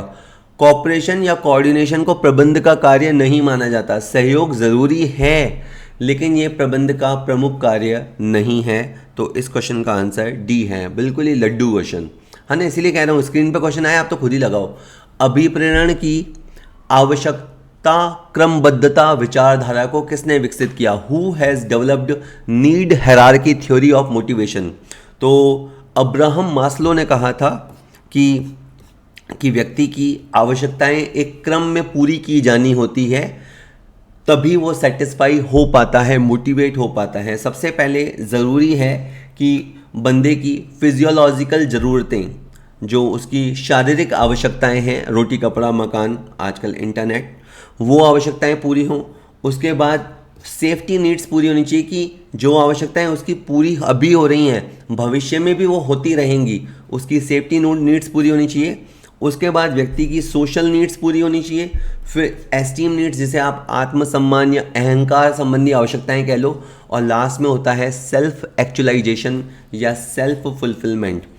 ठीक है, आपको मतलब ये बीइंग अ मैनेजर पता होना चाहिए कि सामने वाला जो बंदा सामने बैठा है, जिसे आप मोटिवेट करने की कोशिश कर रहे हो, वो कौन से लेवल पे है। उसे आप रोटी कपड़े का लालच दोगे तो पटेगा और काम करेगा, या वो रोटी कपड़े की ज़रूरतों से ऊपर उठ चुका है, उसे आप कोई पोस्ट या प्रमोशन दोगे तो वो काम करेगा, या आप उसके अंदर कोई और ही चीज़ जगाओगे तो काम करेगा। तो इसलिए पहले आपको उसका साइकोलॉजिकल लेवल या हायरार्की समझनी पड़ेगी। ठीक है, तो ये बात अब्राहम मास्लो ने कही थी। उन्होंने ये वाली थ्योरी, नीड हायरार्की थ्योरी दी थी। नेक्स्ट क्वेश्चन इज, कौन सी विचारधारा ये मानती है कि व्यक्ति सामान्यतः आलसी होता है और कार्य व उत्तरदायित्व को टालता है? तो मैकग्रेगर ने जो एक्स थ्योरी दी थी ना, जैसे एक्स में क्या होता है, इस तरह होता है, मैं तो नहीं करूँगा। तो मैकग्रेगर की एक्स थ्योरी मान के चलती है कि कर्मचारी की शक्ल हमेशा ऐसी होती है। आप देख रहे हो, उसने मुंह सुजा रखा है, उसको कोई काम बताओ वो करना नहीं चाहता, उसके ऊपर जब तक डंडा नहीं करोगे तो काम नहीं करेगा। ये मैनेजर्स का काम लेने का स्टाइल हो जाता है अगर वो एक्स थ्योरी में बिलीव करते हैं तो। हालांकि एक वाई थ्योरी भी होती है, जो वाई थ्योरी मतलब yes theory. Y stand for yes, कि कर्मचारी काम करना चाहता है, वो जिम्मेदारी लेता है, वो आगे से इनिशिएट करता है, इस तरह की। तो एक्स थ्योरी ये मान के चलती है कि जो एम्प्लॉय होता है वो तो लेज़ी होता है और वो काम से बचना चाहता है और उसको बहुत सुपरवाइज किए जाने की ज़रूरत होती है। थ्योरी पी किसी तरह की थ्योरी होती ही नहीं है, ऐसे ही क्वेश्चन दे दिया बनाने के लिए। थ्योरी एक्स इस क्वेश्चन का आंसर है। नेक्स्ट क्वेश्चन इज, नियोजन के विभिन्न सोपानों के सही क्रम का चयन कीजिए। Identify the correct sequence of steps involve in planning. अगर आप स्टेप बाय स्टेप जाएं, सोपान सीढ़ी को बोलते हैं, तो सबसे पहले क्या होता है, उत्तम कार्य मार्ग का चुनाव। देखिए आप ध्यान दीजिएगा, आप नियोजन लेवल पे खड़े हैं, प्लानिंग के लेवल पे। ऑप्शन पढ़ लेते हैं। क्रियाकलाप के क्रम का निर्धारण, उद्देश्यों की स्थापना, वैकल्पिक मार्ग का मूल्यांकन, वैकल्पिक मार्ग का निर्णय। तो देखिए सबसे पहले तो आप अपना देखो उद्देश्य क्या है। भाई प्लानिंग आप करना चाह रहे हो, पहले सोचो तो सही पहुंचना कहाँ है। अभी आप जहाँ खड़े हो पहुंचना कहाँ है, फिर सोचोगे ना बस लूँ के ट्रेन लूँ के कैसे जाऊँ। तो सबसे पहले उद्देश्यों की स्थापना होती है। उसके बाद चौथे और पांचवें में देखो, वैकल्पिक मार्गों का मूल्यांकन और वैकल्पिक मार्गों का निर्णयन। तो पहले वैकल्पिक मार्गों का निर्णयन होता है कि सपोज करो मुझे दिल्ली जाना है, तो अब बस से जाऊँ, ट्रेन से जाऊँ या एयरप्लेन से जाऊँ, तो ये वैकल्पिक मार्गों का निर्णय होगा। फिर अब मैं इनका मूल्यांकन करूँगा, बस से जाऊँगा तो 2 दिन में पहुँचूँगा, ट्रेन से जाऊँगा 1.5 दिन में पहुँचूँगा, एयरप्लेन से जाऊँगा 6 घंटे में पहुँच जाऊँगा, लेकिन इसमें इतने पैसे लगेंगे, उसमें इतने पैसे लगेंगे, उसमें मैं इतना जल्दी जाके क्या करूँगा। ये आप मूल्यांकन कर रहे हो। उसके बाद आप बेस्ट जो आपके लिए कोर्स ऑफ एक्शन है उसको करेंगे, और फिर उसके बाद ये सब तय होने के बाद आप वो सारे काम करने लग जाएंगे।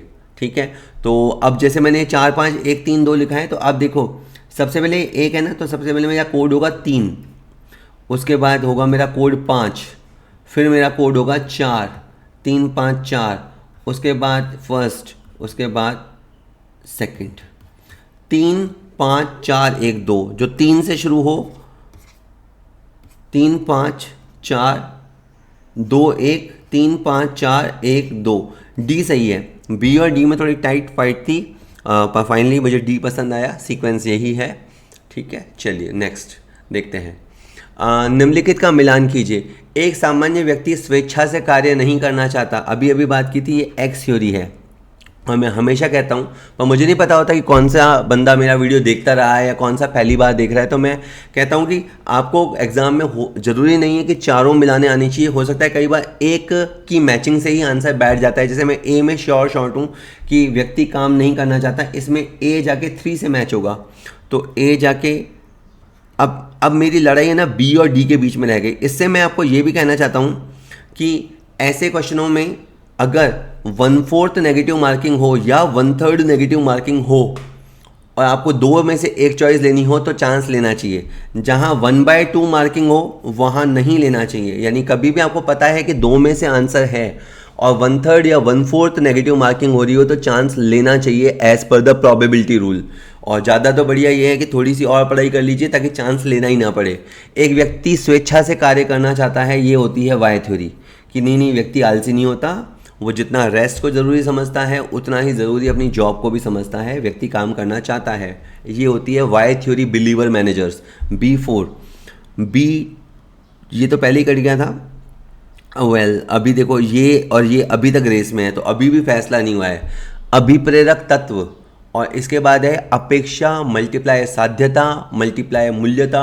ये थ्योरी आपने बहुत कम पढ़ी होगी। ये है व्रूम की आशा या प्रत्याशा सिद्धांत। मैं 1 मिनट इसको बताना चाहूँगा। अभी फॉर एग्जांपल आप तैयारी कर रहे हो, टीचर की बनने की तैयारी कर रहे हो, तो आपको क्या मोटिवेट करेगा या आप कब मोटिवेट होंगे? पहली बात तो आपको ये विश्वास होना चाहिए कि अगर मैं पढ़ाई करूँगी तो नतीजा बेटर आएगा। सबसे पहले तो आपको ये अपेक्षा होनी चाहिए कि अगर मैं मेहनत करूँगा तो उसका नतीजा आएगा। सेकंड, फिर आपको ये लगना चाहिए कि अगर वो नतीजा आया यानी मैंने मेहनत करी तो उससे मैं मेरिट में आ जाऊँगा, तो उससे मुझे जॉब मिल जाएगी।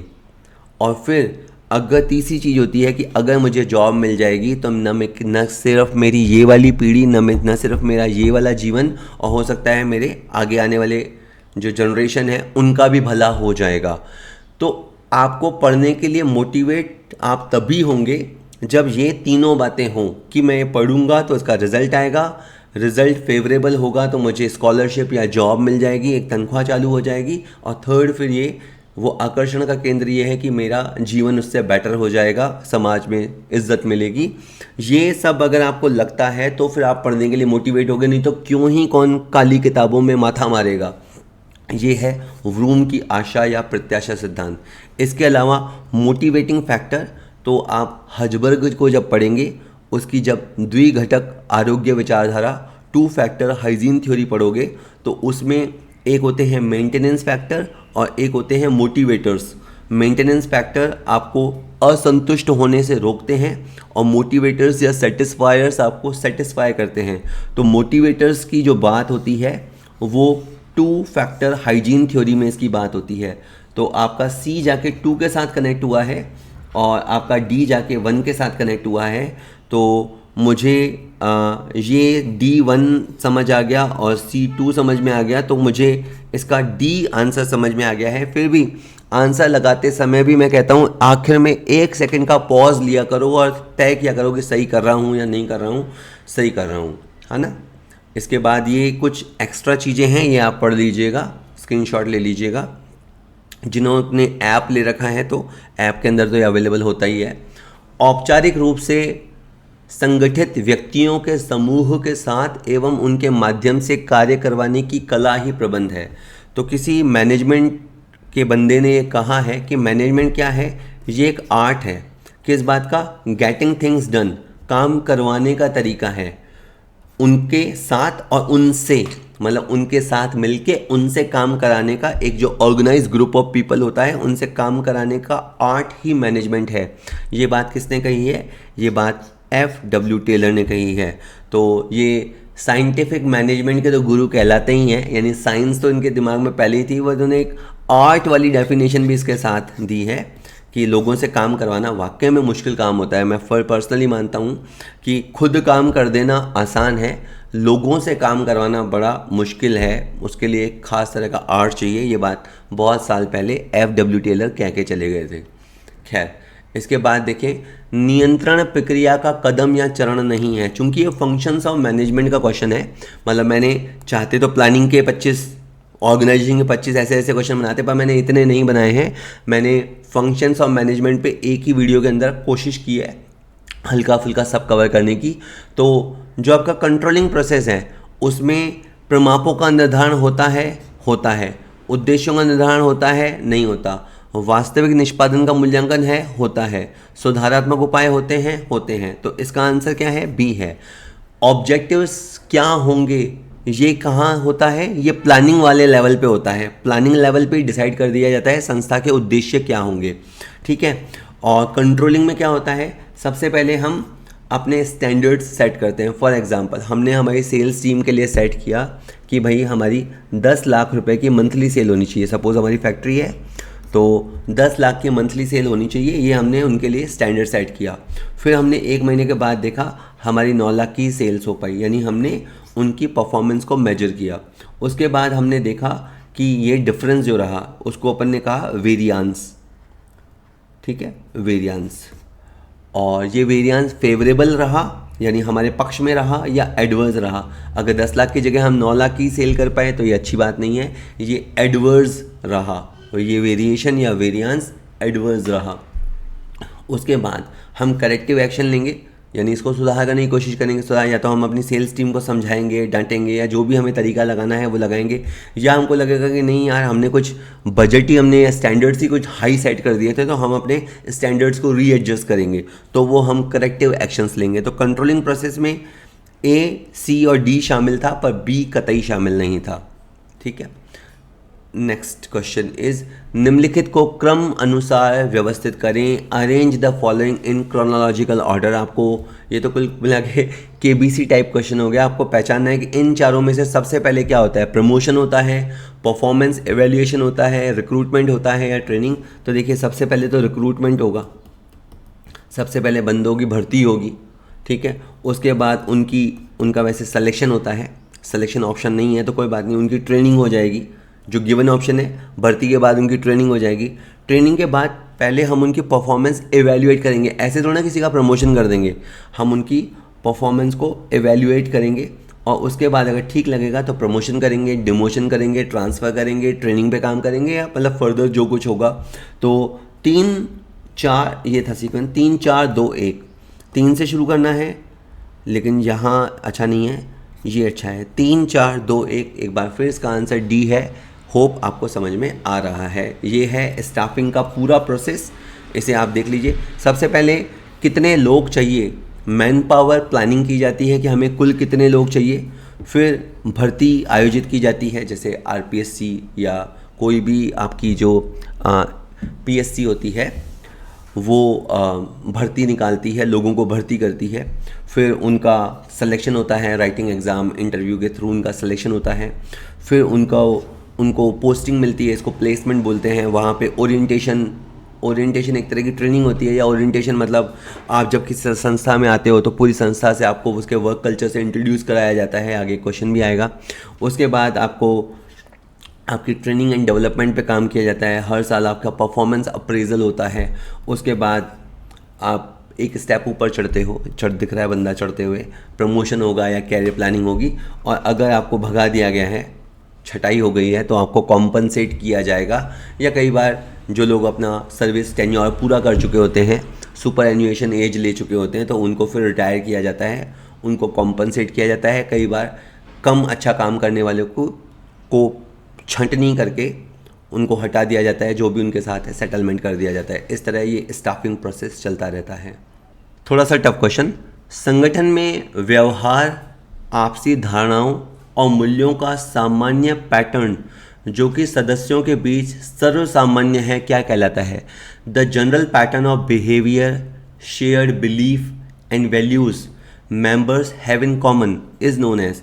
जैसे आप किसी संस्था में गए है ना, तो आप वहाँ देखोगे कि वहाँ का वर्क कल्चर कैसा है, वहाँ पे मैनेजमेंट कैसा है, एथिक्स क्या हैं, पॉलिसीज़ क्या हैं, टेक्निक्स क्या है, अप्रोच क्या है, आपस में रिलेशन कैसा है। तो आप कुल मिला के कल्चर देख रहे हो, आप संगठन की संस्कृति देख रहे हो, ऑर्गेनाइजेशन कल्चर। तो ऑर्गेनाइजेशन कल्चर में क्या आता है एक बार फिर देख लीजिए। आप जिस संस्था में जाते हो वहाँ पे वो वर्क प्लेस कैसा है, लोग मतलब लोग क्या है, यानी उठाई गिरे टाइप लोग हैं या हाई मॉरल वैल्यू रखते हैं, क्या सोच रखते हैं, लीडरशिप कैसी है, लोग कैसे हैं, तकनीक पुरानी है नई है कैसी है, मोटिवेशन लेवल क्या है, किन टूल्स एंड टेक्निक्स का इस्तेमाल किया जाता है। तो ये ओवरऑल ऑर्गेनाइजेशन कल्चर को बताता है। नेक्स्ट, नियोजन क्या है, भविष्य को पकड़ने के लिए बनाया गया पिंजरा है। किसने कहा है कि planning is a cage built to hold the future. यानी क्या भी कहते हैं ना कि अगर आपको अपना भविष्य जानना है तो क्या कीजिए, भविष्य को खुद बनाइए। अपना फ्यूचर जानना चाहते हो तो फ्यूचर का निर्माण खुद करो, उसके लिए आपको प्लानिंग करनी पड़ेगी। प्लानिंग में होता यह है कि जो आप सोच रहे हो कि ऐसा ऐसा होना चाहिए, वो सब प्लानिंग में हो। और ये बात हमेशा सच है, केवल पढ़ने भर की बात नहीं है। हर चीज़ धरती पे दो बार होती है, एक बार जो वास्तव में होती है, उससे पहले जब वो किसी के दिमाग में आती है। जब वो दिमाग में होती है तब वो सॉफ्ट कॉपी होती है जो किसी को नहीं दिखती, और जब फिर वो इम्प्लीमेंट होकर धरती पे आ जाती है तो वो हार्ड कॉपी की तरह होता है जो सबको दिखती है। तो नियोजन भविष्य को पकड़ने के लिए बनाया गया पिंजरा है, ये बात एलन ने कही है। इसका आंसर सी है। नेक्स्ट क्वेश्चन कहता है, निर्देशन जो है वो प्रशासन का हृदय है। ये जो आप सबसे पहला फंक्शन अपन ने प्लानिंग बात करी, प्लानिंग के बाद ऑर्गेनाइजेशन या ऑर्गेनाइजिंग, इसके बाद स्टाफिंग, उसके बाद डायरेक्टिंग होता है। डायरेक्टिंग में भी आप देखोगे कि उसमें सुपरविज़न होता है, उसके अंदर लीडरशिप होती है, उसके अंदर कम्युनिकेशन होता है, उसके अंदर मोटिवेशन होता है, और ये सब ही तो करना होता है एक एडमिनिस्ट्रेटर को। एक एडमिनिस्ट्रेटर क्या करता है, लोगों जो उसके अंडर हैं उनको सुपरवाइज करता है, उनको कम्युनिकेट करता है, उनको मोटिवेट करता है, उनको लीड करता है। ठीक है, तो ये बात किसने कही? अच्छा, क्वेश्चन ये है कि और इसीलिए जो डायरेक्शन है उसे एडमिनिस्ट्रेशन का हार्ट कहा है। ये बात मार्शल ई डिमोक ने कही है। वैसे परिभाषाओं का कोई और छोड़ नहीं है, लेकिन इसमें से ये क्वेश्चन भी बन सकता है कि प्रशासन का हृदय किसे कहा जाता है। तो निर्देशन, जिसे अपन डायरेक्टिंग कहते हैं, कुछ लोग इसे लीडिंग भी बोलते हैं, तो उसे ये बात मार्शल ई डिमोक ने कही थी कि directing is the heart of administration. Well, next question, which of the following is not included in the components of planning. Planning में बहुत सारे तत्व शामिल होते हैं। प्लानिंग में पॉलिसी तय की जाती है, बजट तय किया जाता है, प्रोग्राम तय किया जाता है, लेकिन डिविएशन किसको बोलते हैं? जो सोचा है और जो हुआ है उसके मध्य जो अंतर होता है उसको बोलते हैं डिविएशन, वेरिएशन, वेरिएंस। लेकिन ये कंट्रोलिंग का एलिमेंट है, ये प्लानिंग का एलिमेंट नहीं है। प्लानिंग में सबसे पहले संस्था का मिशन क्या है, संस्था क्यों है, संस्था क्या उद्देश्य हासिल करना चाहता है, उस उद्देश्य को हासिल करने के लिए संस्था की नीति क्या होगी, संस्था का प्रोसीजर क्या होगा, किसी काम को करने का तरीका क्या होगा, किस चीज़ पे कितना पैसा खर्च किया जाएगा, कौन सा काम कब शुरू कब ख़त्म किया जाएगा, हमारी स्ट्रैटेजी क्या होगा, शॉर्ट टर्म के लिए हमारी टैक्टिक्स क्या होगी, इसके अलावा रूल्स क्या होंगे। ये सब आपके प्लानिंग के कंपोनेंट होते हैं। Deviation is not one of them. D इसका आंसर है। नेक्स्ट क्वेश्चन कहलाता है, निम्नलिखित में से कौन सा निर्देशन का घटक नहीं है। तो मैंने अभी थोड़ी देर बताया कि जब आप डायरेक्टिंग वाला फंक्शन करते हैं तो आप अपने जो अंडर काम करते हैं उनको सुपरवाइज़ करते हो, आप उनके साथ कम्युनिकेट करते हो, आप उनको मोटिवेट करते हो, आप उनको लीड करते हो। ये सब चीज़ें मिलके डायरेक्शन बनती है। तो सुपरविज़न शामिल है, लीडरशिप शामिल है, कम्युनिकेशन शामिल है, फॉरकास्टिंग शामिल नहीं है। फॉरकास्टिंग इनफैक्ट प्लानिंग के अंदर आता है। तो इस तरह से है। नेक्स्ट क्वेश्चन कहता है, कोऑर्डिनेशन क्या है। कोऑर्डिनेशन हिंदी में समन्वय कहते हैं। समन्वय प्रबंध की आत्मा है या प्रबंध का सार है, द एसेंस ऑफ मैनेजमेंट। बहुत सारे जो मैनेजमेंट गुरु हुए हैं उन्होंने कहा है कि कोऑर्डिनेशन को मैनेजमेंट का काम नहीं मानना चाहिए। देखिए, हमें ये समझ में आ गया है कि मैनेजर अलग अलग कार्य परफॉर्म करते हैं।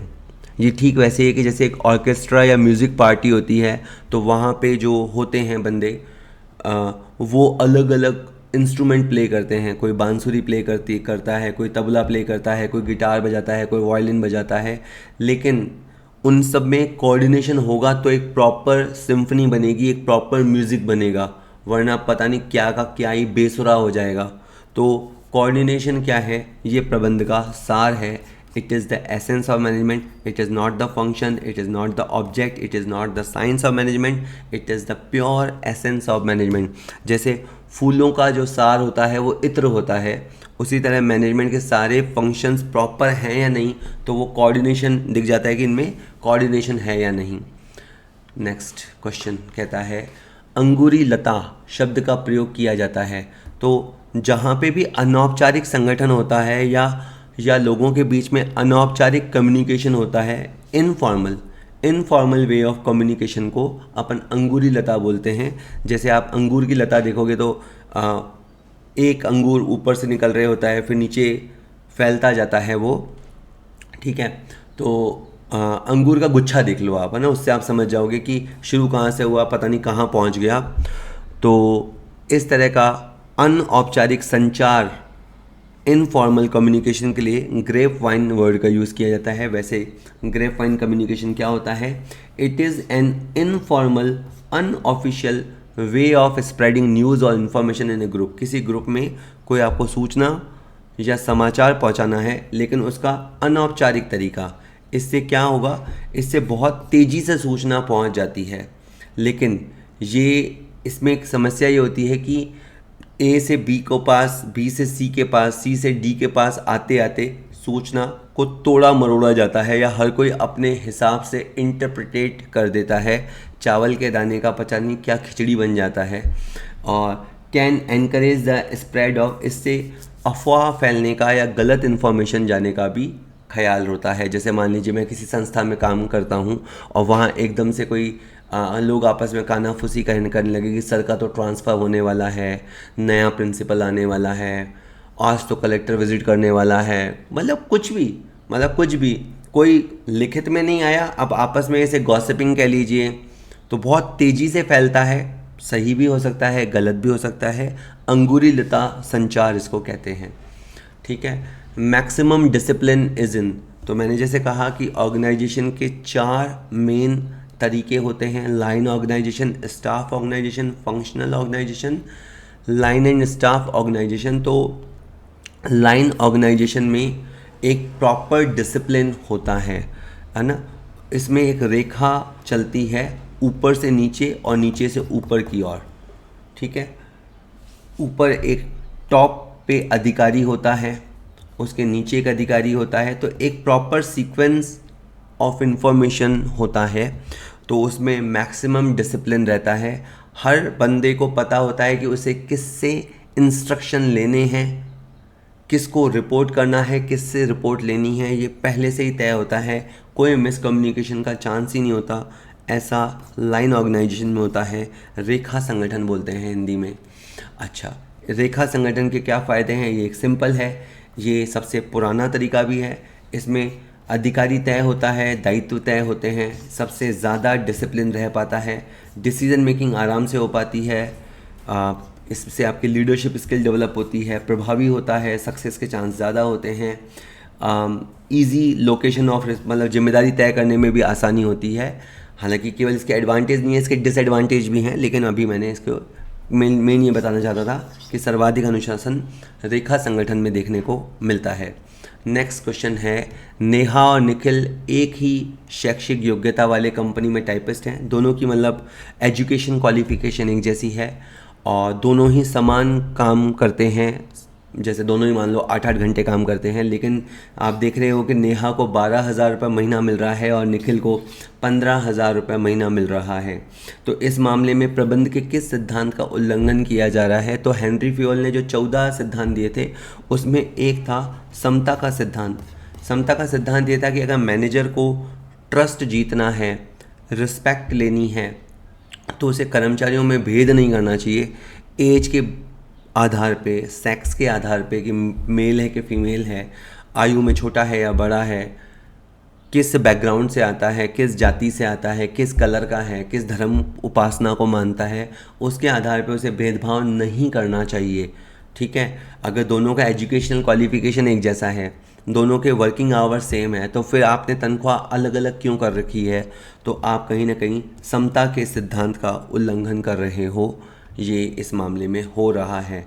The employ should be treated with kindness and equity if devotion is accepted. यानी अगर आप चाहते हो कि कर्मचारी संस्था के प्रति समर्पण दिखाए तो फिर आपको उसके साथ दयालुता और समता का व्यवहार करना होगा। It implies that manager should be fair and impartial while dealing with the subordinate. अपने अधीनस्थों के साथ काम करते समय उसे सही व्यवहार करना चाहिए और उसे गैर पक्षपाती होना चाहिए। They should give similar treatment to people of similar position. अगर एक जैसी पोजीशन पे है तो एक जैसा ट्रीटमेंट देना चाहिए। दे शुड नॉट डिस्क्रिमिनेट, उन्हें भेदभाव नहीं करना चाहिए आयु, जाति, लिंग, रिलीजन, रिलेशन एट्सेट्रा किसी आधार पे। ये कौन कह रहा है? ये प्रिंसिपल ऑफ इक्विटी कह रहा है और ये फेयोल का सिद्धांत है।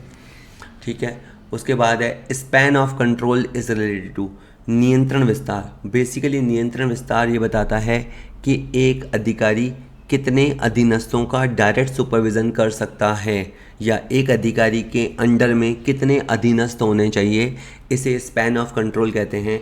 जैसे इस चित्र में मार्केटिंग मैनेजर के अंडर मार्केटिंग असिस्टेंट है जो सीधा उससे बात कर सकता है, मार्केट रिसर्चर है इसके अंडर में, टेली सेल्स सुपरवाइज़र है और कस्टमर केयर असिस्टेंट है। तो यहाँ स्पैन ऑफ कंट्रोल है। इसके नीचे और भी होंगे तो इससे फिर संबंधों की संख्या बनेगी। उसके लिए ग्रेकुनाज ने एक सूत्र दिया है।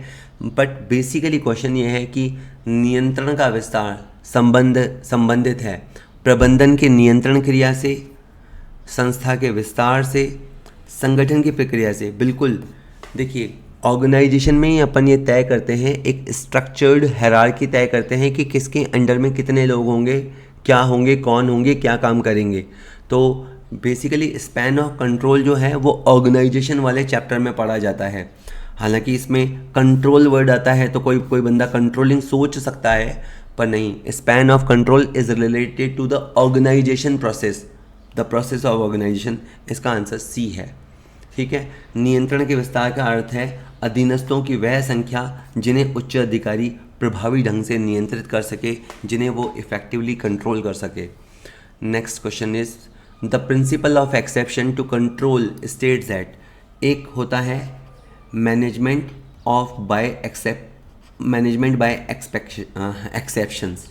ओके, बेसिकली होता क्या है, देखिए मैनेजमेंट के पास बहुत कम समय होता है, वो बहुत बिजी होते हैं। तो बात सारी ये है कि उनको डे टू डे के काम में इंटरफेयर नहीं करना चाहिए। शुरू से बात ये है कि जो टॉप मैनेजमेंट हैं उनको जो छोटे छोटे कार्य हैं या रूटीन वर्क हैं उनको डेलीगेट करना चाहिए। फिर उसके बाद जिनको डेलीगेट किया है उनको ही हैंडल करने देना चाहिए। जब तक बहुत बड़ा लफड़ा ना हो तब तक मैनेजमेंट को इंटरफेयर नहीं करना चाहिए, यानी मैनेजमेंट को एक्सेप्शनली इंटरफेयर करना चाहिए, कभी कभार ही इंटरफेयर करना चाहिए। ठीक है, सिंपल। ठीक है, रोडीज़ देखते हो ना, तो अगर उसमें मान लो जो रणविजय है जो चलाता है प्रोग्राम को, तो वो जनरली कुछ बीच में दखल अंदाजी नहीं करता है, वो प्लेयर्स को खेलने देता है, गैंग लीडर्स को खेलने देता है। लेकिन जब बात बहुत बिगड़ जाती है तो वो इंटरवीन करता है। तो मैनेजमेंट बाय एक्सेप्शन, ठीक है, कभी कभार। ठीक है, तो इसी तरह से या यूँ समझ लीजिए, पॉलिटिक्स में समझे तो हर मंत्री अपना मंत्रालय संभालता है। जब तक कोई कांड ना हो जाए तब तक सीएम, पीएम, राज्यपाल इन्वॉल्व नहीं होते। तो वहाँ पे भी मैनेजमेंट बाय एक्सेप्शन है। तो ये कहना कि हर चीज़ बिना अपवाद के जांच करनी चाहिए, नहीं, इसका अपवाद के सिद्धांत का मतलब ये नहीं होता। सुधारात्मक कार्यवाही बिना अपवाद के करनी चाहिए, ये भी इसका मतलब नहीं है। केवल आपातकाल में ही अपवादों को स्वीकार करना चाहिए, इसका मतलब ये भी नहीं है। अपना ध्यान केवल अपवादों पर ही केंद्रित करना चाहिए, ये इसका मतलब है। जब हम प्रिंसिपल ऑफ एक्सेप्शन कहते हैं तो उसका मतलब यही होता है कि जो टॉप लेवल मैनेजमेंट है उसे डे टू डे के कामों में डिस्टर्बेंस नहीं करना चाहिए। उसे केवल और केवल क्रिटिकल कार्यों में ही होने पर ही फोकस करना चाहिए। उसे रूटीन टास्क डेलीगेट करना चाहिए। उसे क्लियर स्टैंडर्ड सेट कर देना चाहिए। लिमिट्स, सीमाएं तय कर देनी चाहिए। जिनको उसने पावर दी है उनको एम्पावर करना चाहिए, उनकी जिम्मेदारी तय कर देनी चाहिए। ठीक है, चलिए, और आज का last question, match the items of list 1 with the item of list 2। Doctor William Ouchi, इन्होंने जेड थ्योरी दी थी। ठीक है, इन्होंने कहा था कि कैसे जापानी प्रबंधन के सिद्धांतों को अमेरिकी कंपनियों पर लागू किया जा सकता है। और एक्स वाई के बाद उन्होंने जेड थ्योरी दी थी डॉक्टर विलियम ओची ने। इसके बाद डगलस मैकग्रेगर ने एक्स वाई थ्योरी दी थी, तो ये यहाँ रहा। उसके बाद आपके फ्रेडरिक हजबर्ग ने हाइजीन 2 फैक्टर हाइजीन थ्योरी दी थी। और अब्राहम मास्लो ने नीड हायरार्की थ्योरी दी थी। तो मेरा ए जाके थर्ड से मैच हो गया। ये और ये 2 ऑप्शन है, ये 2 कट चुके हैं। कम से कम एक क्वेश्चन को मैं एग्ज़ाम में तो सॉल्व करता। बी मेरा 1 के साथ जाके कनेक्ट हो गया है। बी 1 के साथ कनेक्ट हुआ है, ये यहाँ बैठ गया है, बस आंसर आ चुका है। ए आंसर मैं देने लग रहा हूँ। जी हाँ, thank you very much video देखने के लिए। ये एक्स वाई जेड थ्योरी है। और इसमें जेड थ्योरी में एक और बात है, बहुत अच्छी बात है, इसमें एक इंडिविजुअल रिस्पॉन्सिबिलिटी की नहीं बल्कि कलेक्टिवली रिस्पॉन्सिबिलिटी की बात की गई है। और एक बहुत अच्छी लाइन इसकी शानदार है, whole is better than sum of parts. Generally सोचते हैं, कोई आदमी सोचता होगा 1/4 पार्ट, 1/4 पार्ट, 1/4 पार्ट और 1/4 पार्ट, लेकिन आप पार्ट के बजाय आप एज अ होल सोचो तो होल जो होता है, जब यानी आप पूरे संगठन को एक साथ लेके चलते हो, लॉन्ग टर्म रिलेशन में विश्वास करते हो, तो आपकी कंपनी भी लॉन्ग लास्टिंग चलती है। जेड थ्योरी इस पे थी। वीडियो आपको पसंद आया होगा, उम्मीद करता हूँ। चैनल को सब्सक्राइब कर लीजिएगा। बहुत सारा कंटेंट अवेलेबल है हमारे ऐप पे, डाउनलोड कीजिएगा, आपको अच्छा लगेगा। शेयर कीजिए ऐप को भी, चैनल को भी। Thank you very much. बाकी काम करो नहीं करो, पढ़ाई ज़रूर करनी है।